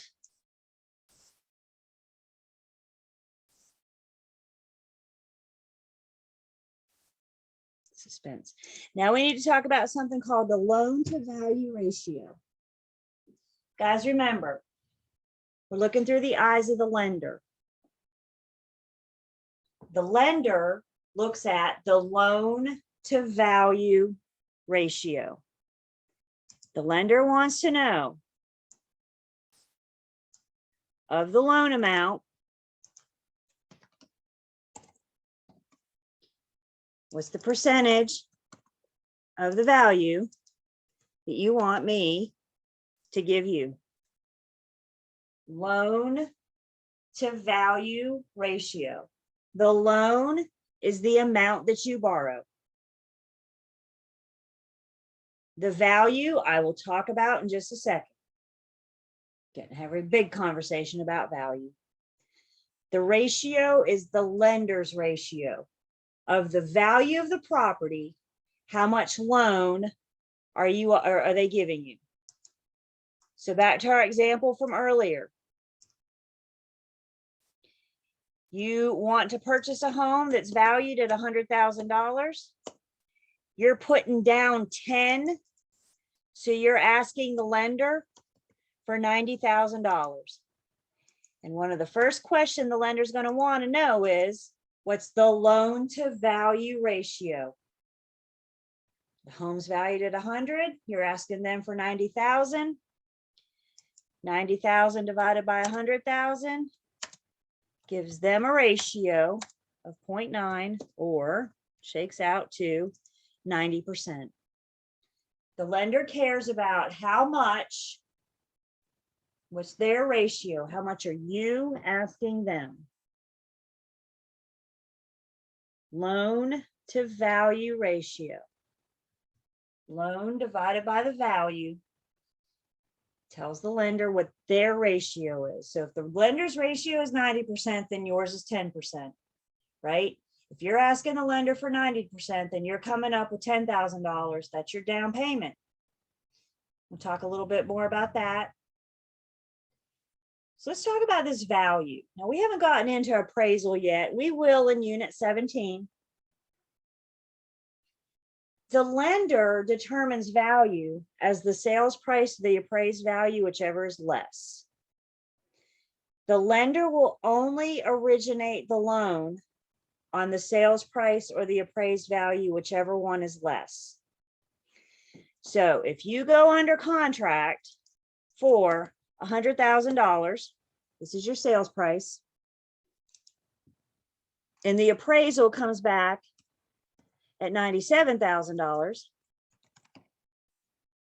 what's the lender going to give you your loan on? Which one are they going to base their loan to value ratio on? And it's going to be the lower of the two. It's going to be the appraised amount of $97,000. They're not going to give you $100,000 value on $100,000 sales price. They're going to give you on the appraised amount of $97,000. So what happens? It's not over yet. We got some choices. Somehow I got to make up $3,000, right? The lender's giving me a loan based on $97,000. I'm already in a contract agreeing to pay the seller $100,000. We can always ask the seller to reduce the purchase price from $100,000 to $97,000. we can ask, does the seller have to agree to reduce the purchase price to $97,000? No, we can ask, what can it hurt? They don't have to come up with that. They don't have to change the purchase price. The buyer can come up with the difference on their own. They can come up with the $3,000. They're gonna have to borrow it. No, I'm sorry. They're gonna have to have that money either in savings or stuffed in their mattress. They're not going to be able to borrow. And that includes private funds, which means they can't go to the bank of mom and dad and ask to borrow $3,000. Mom and dad can gift the $3,000, maybe if the lender allows. The difference in borrowing money and gifting money, borrowing money you have to pay back. So they won't let you borrow it. If you can find somebody to give you a gift, they will make mom and dad sign something saying that this is a gift and I don't expect it to be paid back. And if mom and dad lie, that's called loan fraud. That's really bad. So we either go to the seller and ask them to reduce the purchase price. We come up with the $3,000 difference on our own, or maybe we can meet somewhere in the middle. Maybe we ask the seller to come down to $99,000 and I come up with $2,000, right? We can kind of, maybe we ask the seller to come down to $98,000 and I come up with $1,000. If none of those work, if the seller won't come down and the buyer has no extra money to spend, we have to terminate. We're not going to get loan approval and we have to terminate. What's happening in this market? Buyers are paying more than asking price, knowing that it's not going to appraise. And sellers are making them sign an appraisal waiver, which means the buyer acknowledges going in that they're going to have to come up with money on their own. They're not going to ask the seller to come down on the purchase price. They go in knowing that they're paying more than it will appraise for. If you're offering $50,000 over asking price, I can almost guarantee you it's not going to appraise for that. So the buyer goes into it signing an appraisal waiver saying they know what they're getting into. We don't know exact amounts yet, but they know they're going to have to bring more money. They're going in underwater in some cases. They're going in owing more than what the property's worth. It's going to take them longer to get their head above water. And I think we mentioned the other day, there's going to be consequences to this market. There's going to be consequences to the buyers paying $10,000, $20,000, $30,000 over asking price. Consequences to buyers going in underwater. It's taking them longer to build equity. And I fear those consequences are going to be short sales, foreclosures.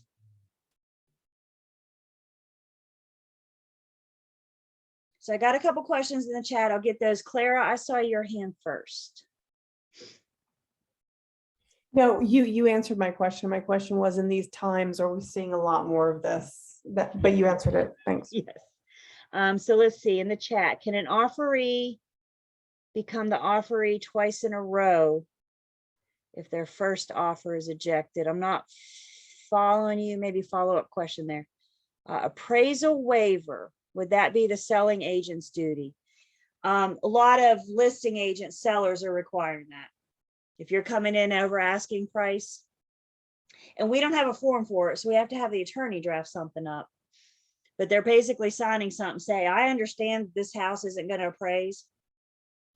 I understand I'm coming into it owing money, having to bring more money to the table because the lender's only going to originate.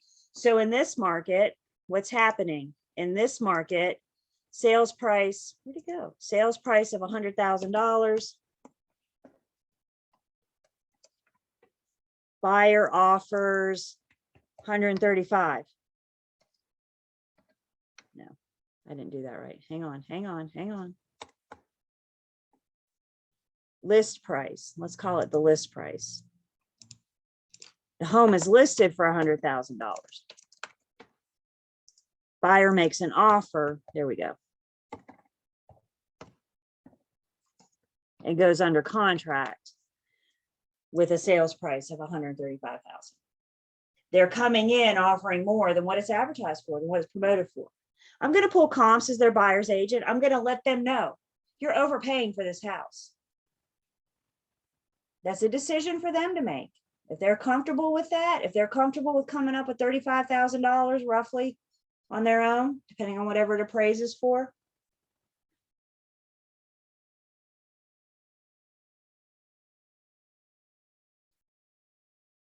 See, back to the offeree twice in a row. Are you asking if their first offer is rejected, can they present? Well, the offeree is the receivee. So yeah, send me a follow-up to that. I apologize, or unmute yourself, but I'm not understanding that question. Here we go. So if a buyer makes an offer, then that makes them the offeror, not the offeree, the offeror. Can they make another offer immediately? Of course they can. Loan to value ratio. Let's focus here. Questions on this?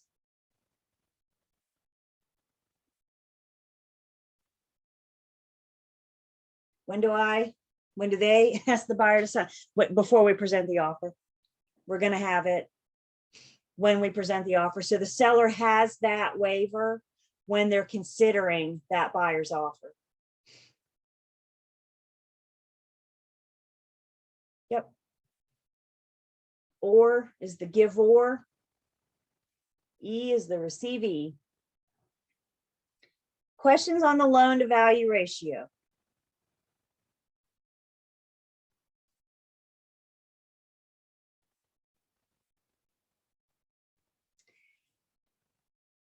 Please make sure you have the second bullet point. The value is not necessarily the sales price. It's not necessarily the appraised value. It is whichever one is less. That's what the lender's going to base the loan on. Back in the day when we were in person, I would ask you guys what the value appraisal. No, it's not always the appraisal. It's not always the sales price. It's whichever one is less. Questions?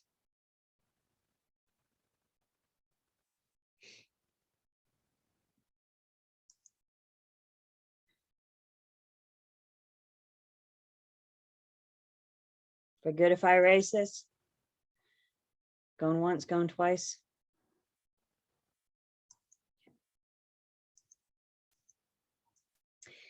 In North Carolina, we have something called usury laws. Usury laws are just laws in place. They kind of set the ceiling for lenders. Lenders are free to charge whatever they want to. They have their own package, their own load product. They can charge whatever interest rate that they want to. They're all different. But usury laws put a ceiling on them. Usury law says you're free to do whatever you want up until this point. So it sets the maximum charges, the maximum interest rates. Anything above the usury laws is illegal for the lender. And there are state usury laws, but federal is going to rule.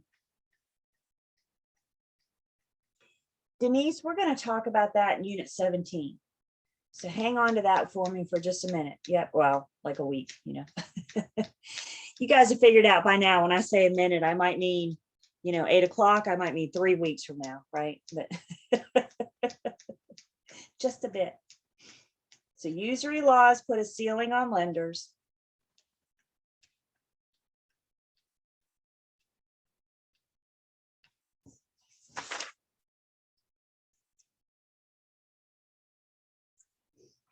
At closing, the lender may charge the borrower something called a discount point. Discount points are prepaid interest. If you're prepaying something, what are you doing? You're paying it in advance, right? You're paying it ahead of time. So they might charge something called discount points. They might be collecting some interest up front at settlement.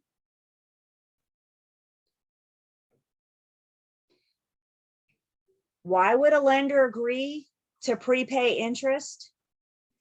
Because when they prepay interest, they're buying down their interest rate.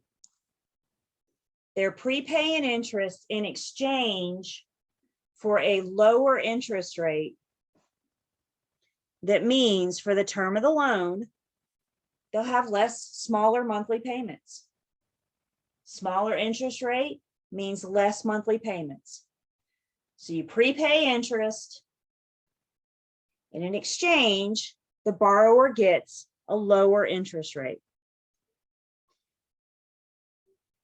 For the lender, it increases their yield.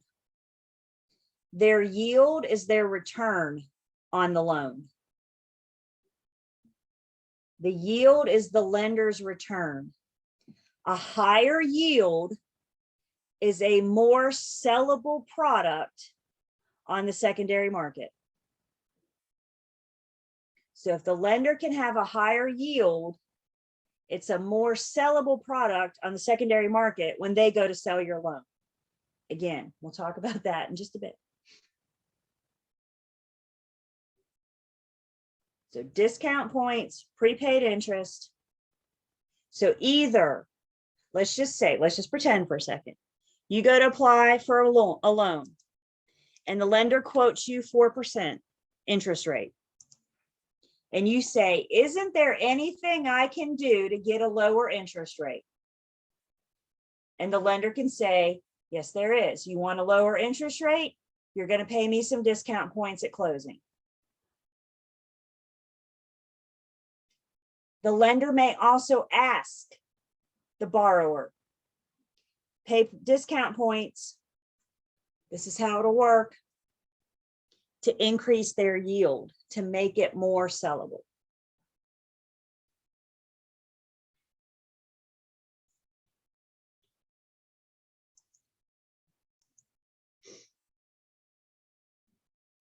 At settlement, how discount points are charged to the borrower. It shows up as a debit to the borrower. Every point is a percentage of the loan. So 1 discount point is equal to 1% of the loan amount. Please note, loan amount, not sales price, not value, loan amount.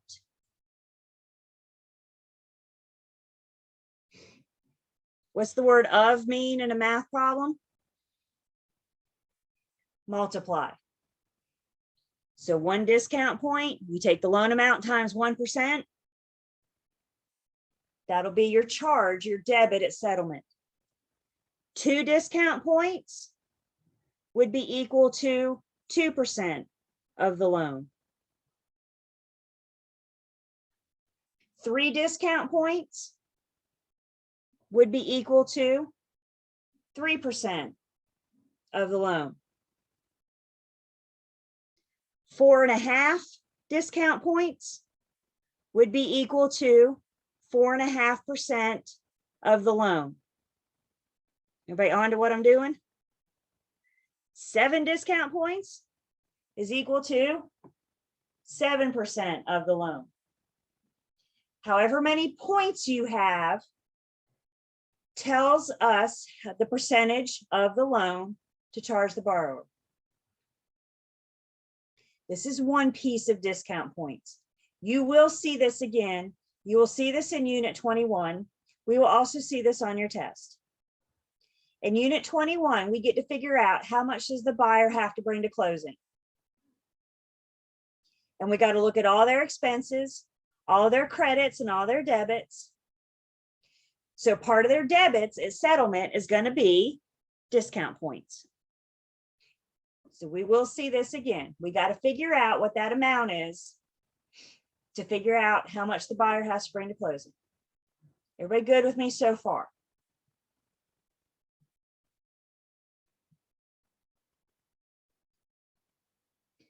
You may be asked, what would the buyer's new interest rate be? Or what would the seller's new yield be? You will be asked how much the charge is at settlement. You might be asked about the interest rate or the yield. 1 point is equal to 1/8%. You guys like pie? I like pie. What's your favorite pie? Pizza pie? Blueberry pie? Chicken pot pie?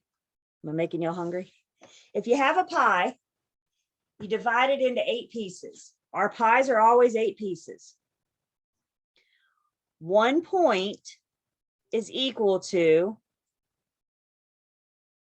1/8 or 1 piece of pie. 2 points would be 2 pieces of pie or 2/8. 3 points would be 3 pieces of pie, 3/8. The number of points tells you the number of pieces of pie that you're working with.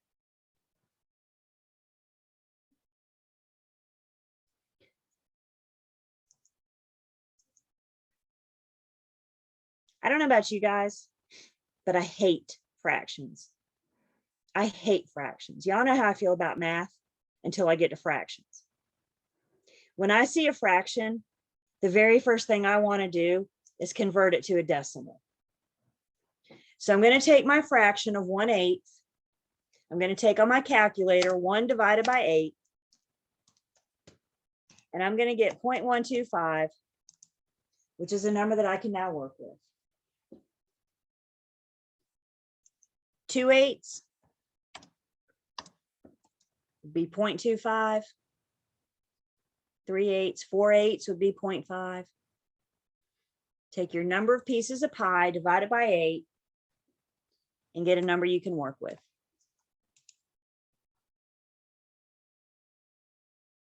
Buying that 1 point, that 1 discount point,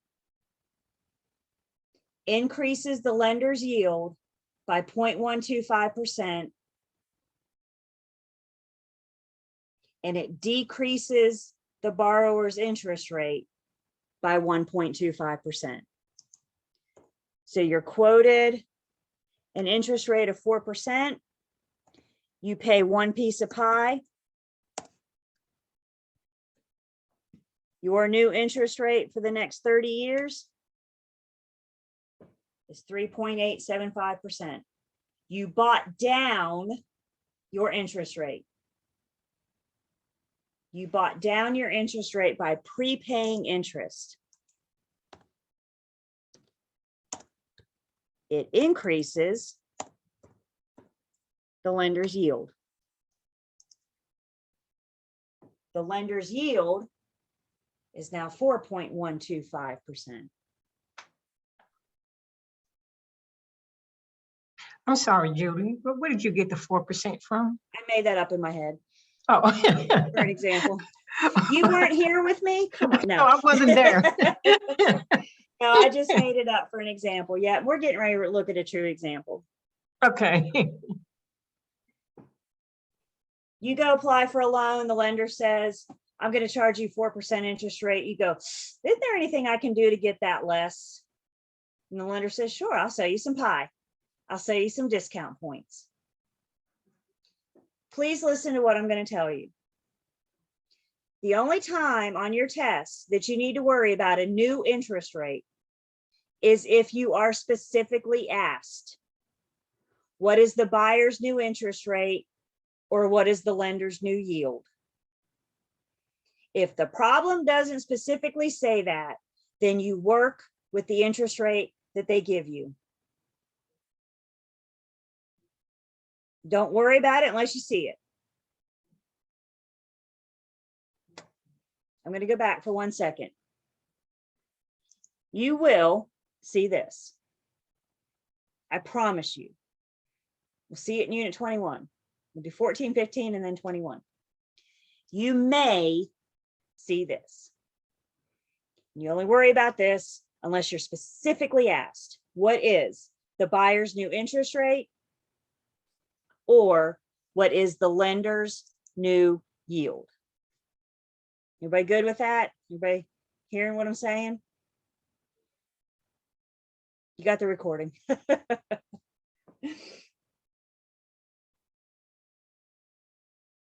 Questions so far?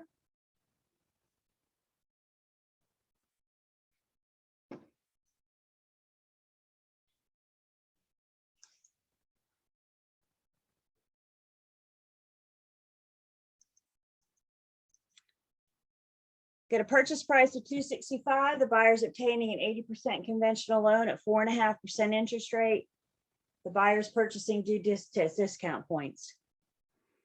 Take a minute, figure out how much in discount points they're going to pay at closing, what's their new interest rate, and what's the lender's new yield. Remembering, discount points are paid off of the loan amount.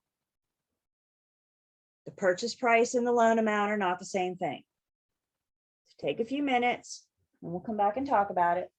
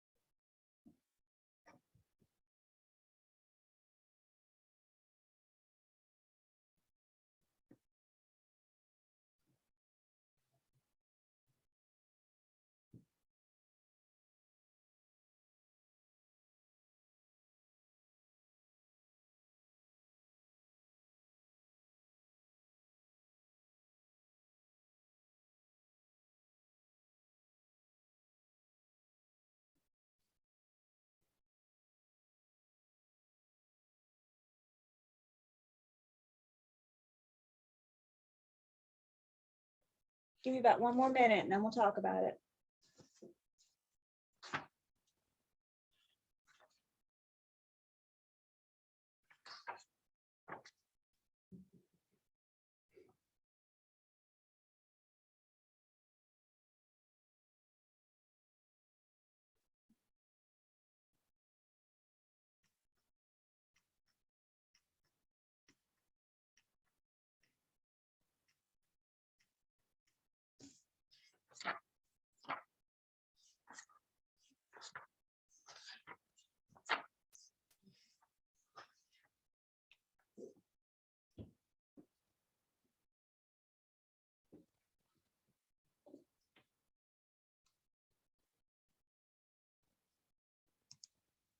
Hang on, sorry.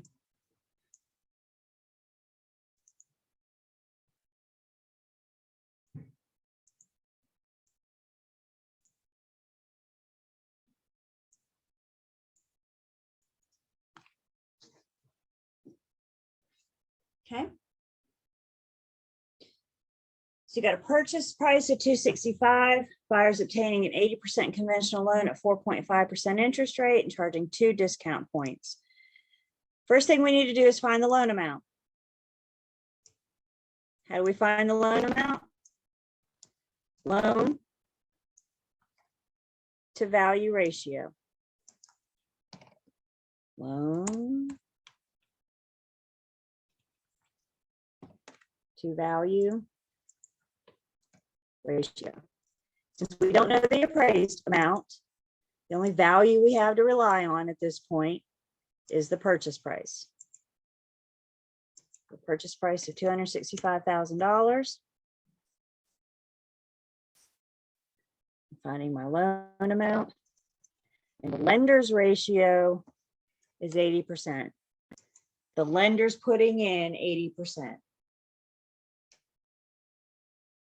Up down line means multiply. So to find the loan amount, you take the 265 times 80%, and I get a loan amount,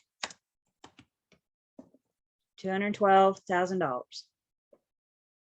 Loan to value ratio. Anytime you're dealing with the lender, our calculations are going to be on the loan amount, because that's what the lender cares about.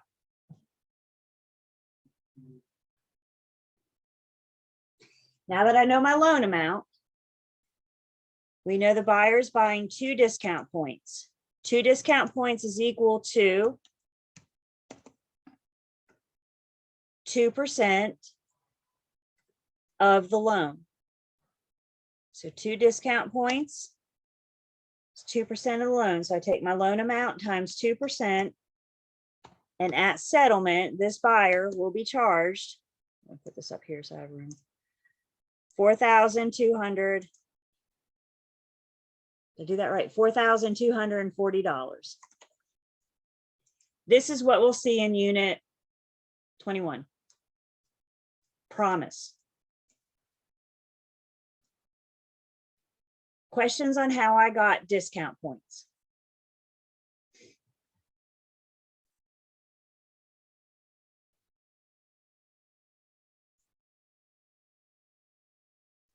You said, Julie, you said the discount points represent, you said 2%. Is that how you get the discount point? Because 2 discount points is equal to 2% of the loan. Yep. Okay, gotcha. Okay. 5 discount points would be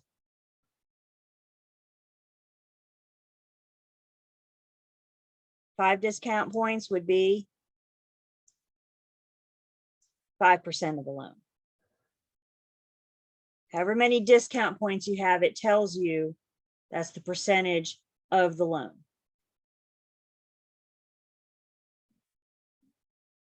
Questions so far?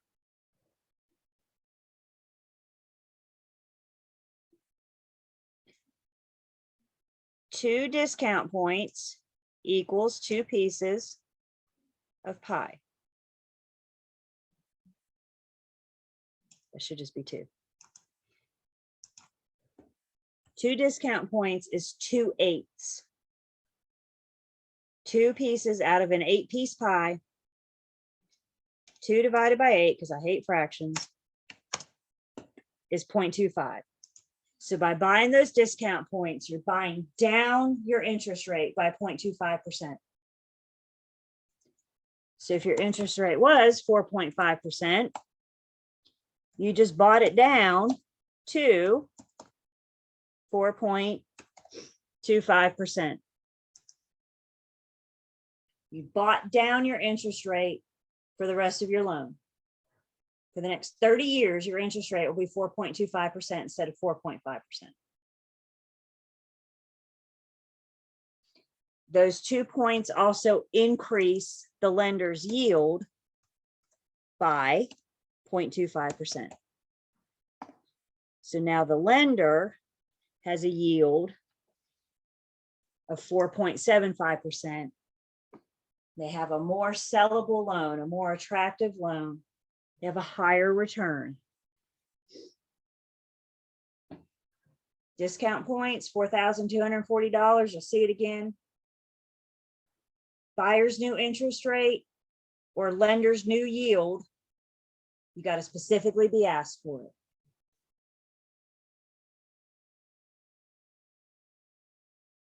Questions? So I do have a question. Yes. I thought I was on a roll. I was excited. I got everything right, but that last one. Okay. So 4.5%, because that's the beginning interest rate that the loan. And then so you will always add whatever the percentage rate is that we come up with when we get to the borrower's new interest rate.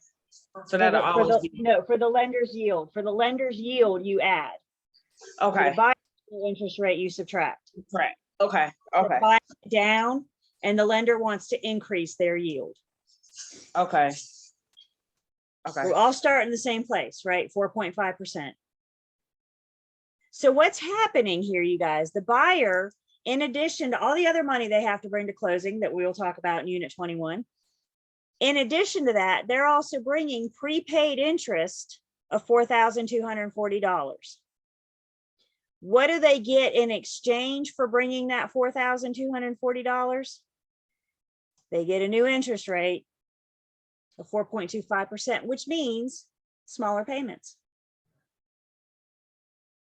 The smaller the interest rate, the smaller your payments.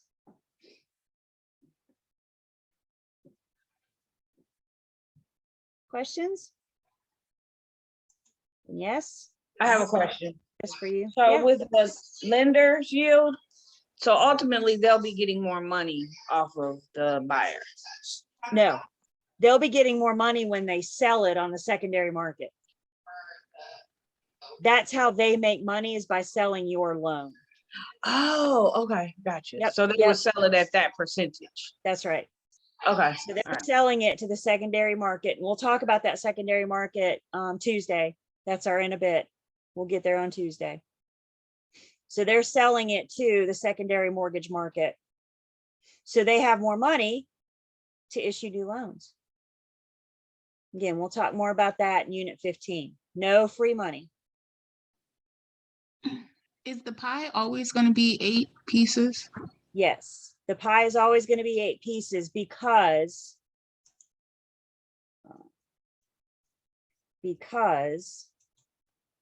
1 point is equal to 1/8. So discount point pie will always be 8 pieces. Okay.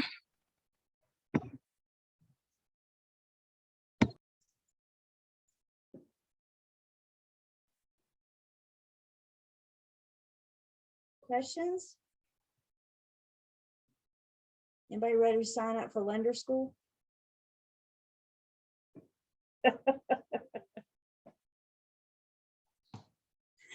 All right, everybody good if I erase this?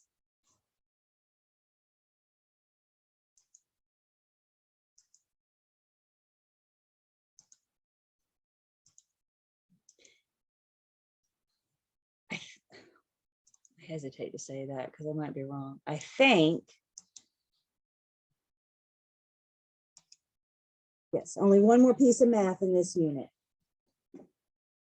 The other piece of math in this unit, the lender charges something called a loan origination fee. The loan origination fee is how the lender makes money. They charge you to originate your loan. There's paperwork involved, there's underwriters, there's lenders, there's staff. And in order to originate your loan, they charge you a fee. This is in addition to discount points. And the loan origination fee will always be a percentage of the loan. And they have got to tell you what that percentage is. There's no formula you have to memorize for this. It's a percentage of the loan.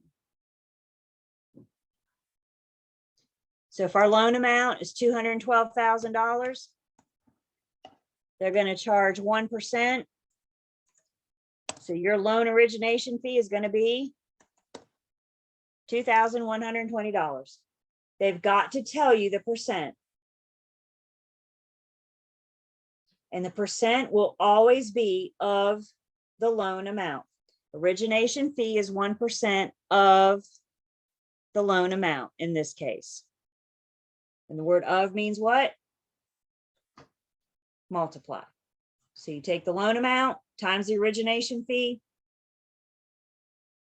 So now this buyer is bringing $240 to closing for discount points plus $2,120. And the question came in how this affects the principal, and it does not. This is not money you're borrowing. This is money that you are paying the lender to originate your loan.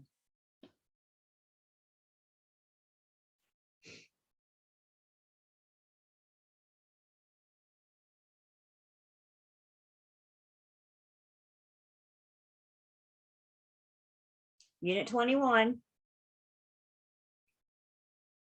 which we will get to next week. We'll do 15 and then boom, right to 21. Please look ahead. And we're going to do the basis of the problem is how much does the buyer bring to closing? We look at all their debits and all their credits. So we can look at our buyer and say, when we go to settlement tomorrow, this is how much money you need to bring.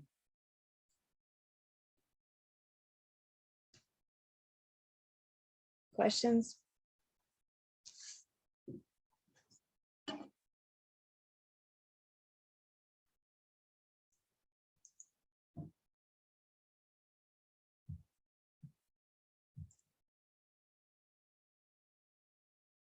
All right, no more math tonight.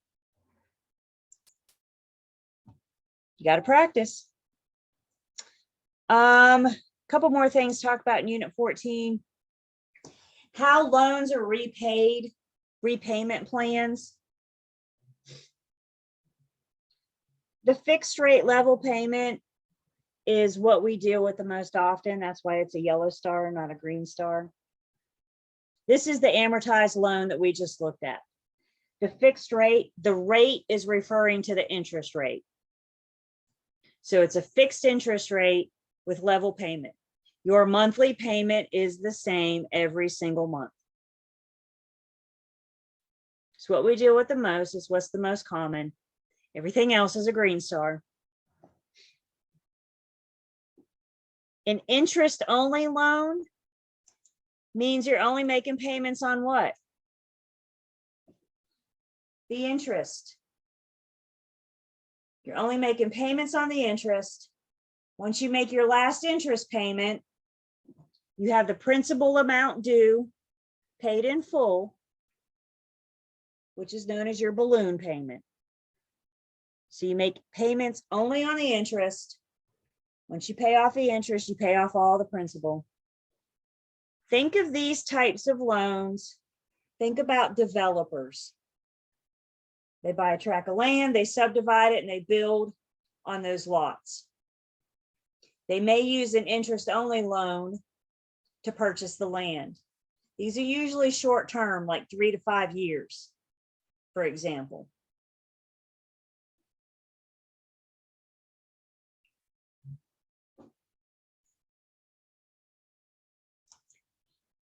An adjustable rate mortgage, again, when you see rate, we're talking about the interest rate.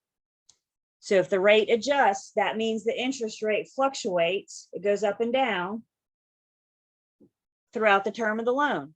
Sometimes it's higher than others.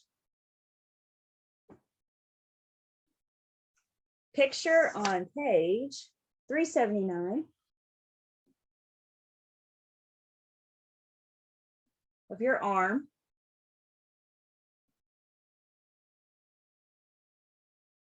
You start at 6.9%, you go up to 9, back to 8.2, so on and so on. Your interest rate fluctuates at certain periods of time.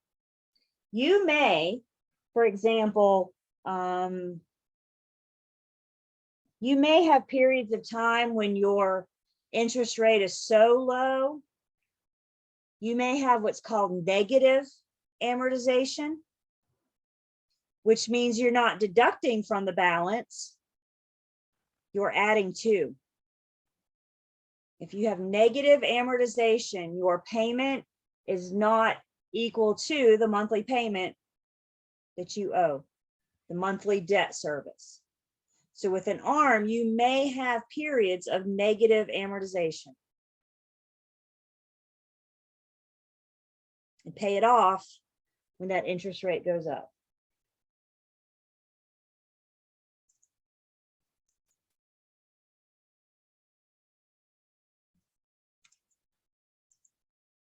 A graduated payment mortgage, your payments are lower at first and increase to larger payments as time goes on. You graduate your payment amounts.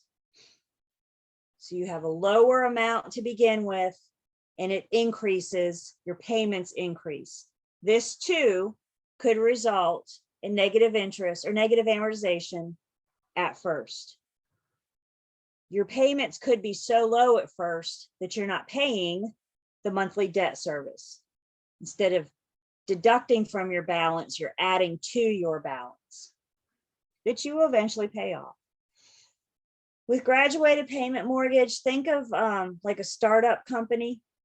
I'm starting a new business. I don't have any money right now, but hopefully as my business grows, I start making money, which means I can pay more on my mortgage. I can graduate to a higher payment.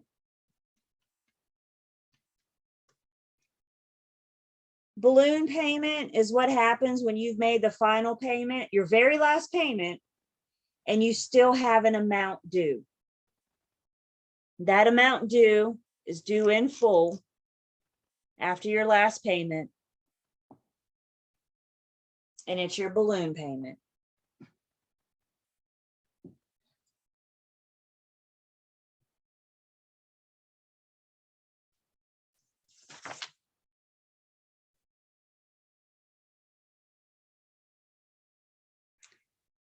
Growing equity mortgage, your interest rates are fixed, but your principal payments are increased as time goes on. Your interest rate remains fixed. Equity is the amount of money that you have invested in the property. What is the money you have? Let's go back to our example. $100,000 purchase price. You're bringing your little $10,000. The lender's bringing their $90,000. That $10,000 that you're bringing to the table, that's your equity. That's the money that you have in it. And how you build your equity is by paying your loan down. The less you owe the lender, the more equity you have in the property. So again, your interest rates are not changing, but your payments are. We're going to talk more about equity in Unit 12. We're going to learn how we can build our equity, how we can have our home, have our investment work for us.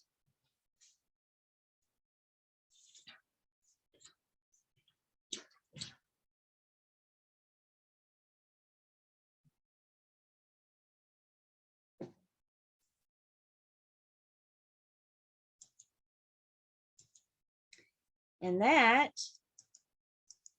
gets us through Unit 14.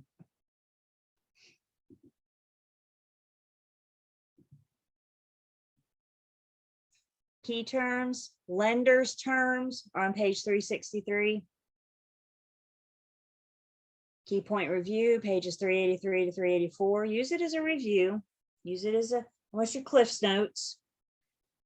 Help you understand the abbreviated version.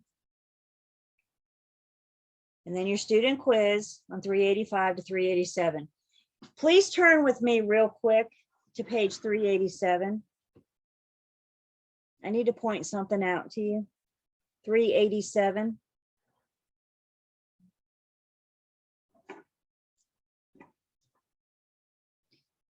You guys see numbers 28, 29, and 30.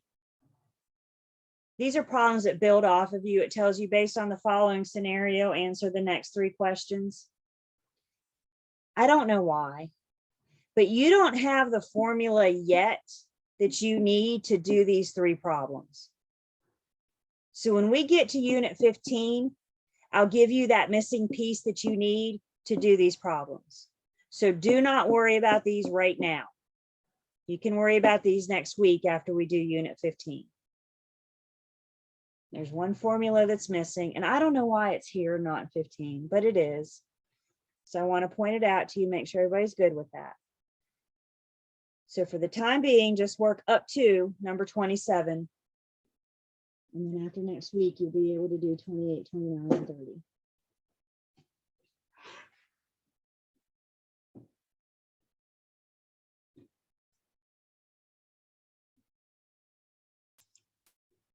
Math concepts in unit 14, obviously go through the math that we went through tonight.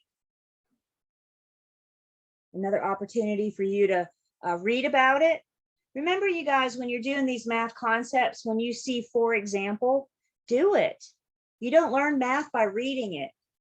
You learn math by writing it down. You learn math by picking up the calculator. Those 50 math problems in the back of the book, pages 803 to 808. These are the numbers that relate to the math that we just covered. Knowing there's more coming next week for financing. And then in 1 second, I'll show you where I got some extra practice for you guys in Learn, Test, Pass.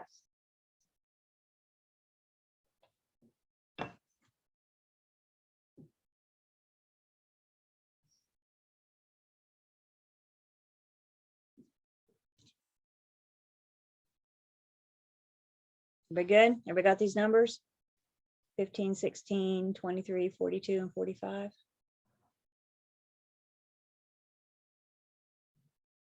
Okay. In Learn, Test, Pass,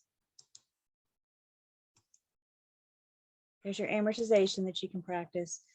The 14, 15 math is actually lumped together. So you can do what you can do. I think here at the end, yeah, if you get to math in these that you haven't seen yet, don't worry, we'll do it next week in unit 15. So we haven't covered everything yet in this worksheet, but you can do some of this now. So next week, we're going to go through unit 15. Then we jump to unit 21. 21 might be my favorite because unit 21, we get to go to closing. We have built up to it and worked up to it, and we finally get to go to closing. That's what we're doing in unit 21. I'm asking again that you guys please look ahead. I think it helps. 15, 21. And when we're done with that, we'll do 17. I don't think I go in order again the rest of this class. So look at your tentative schedule to know what order we go in next. What questions can I answer in my last minute?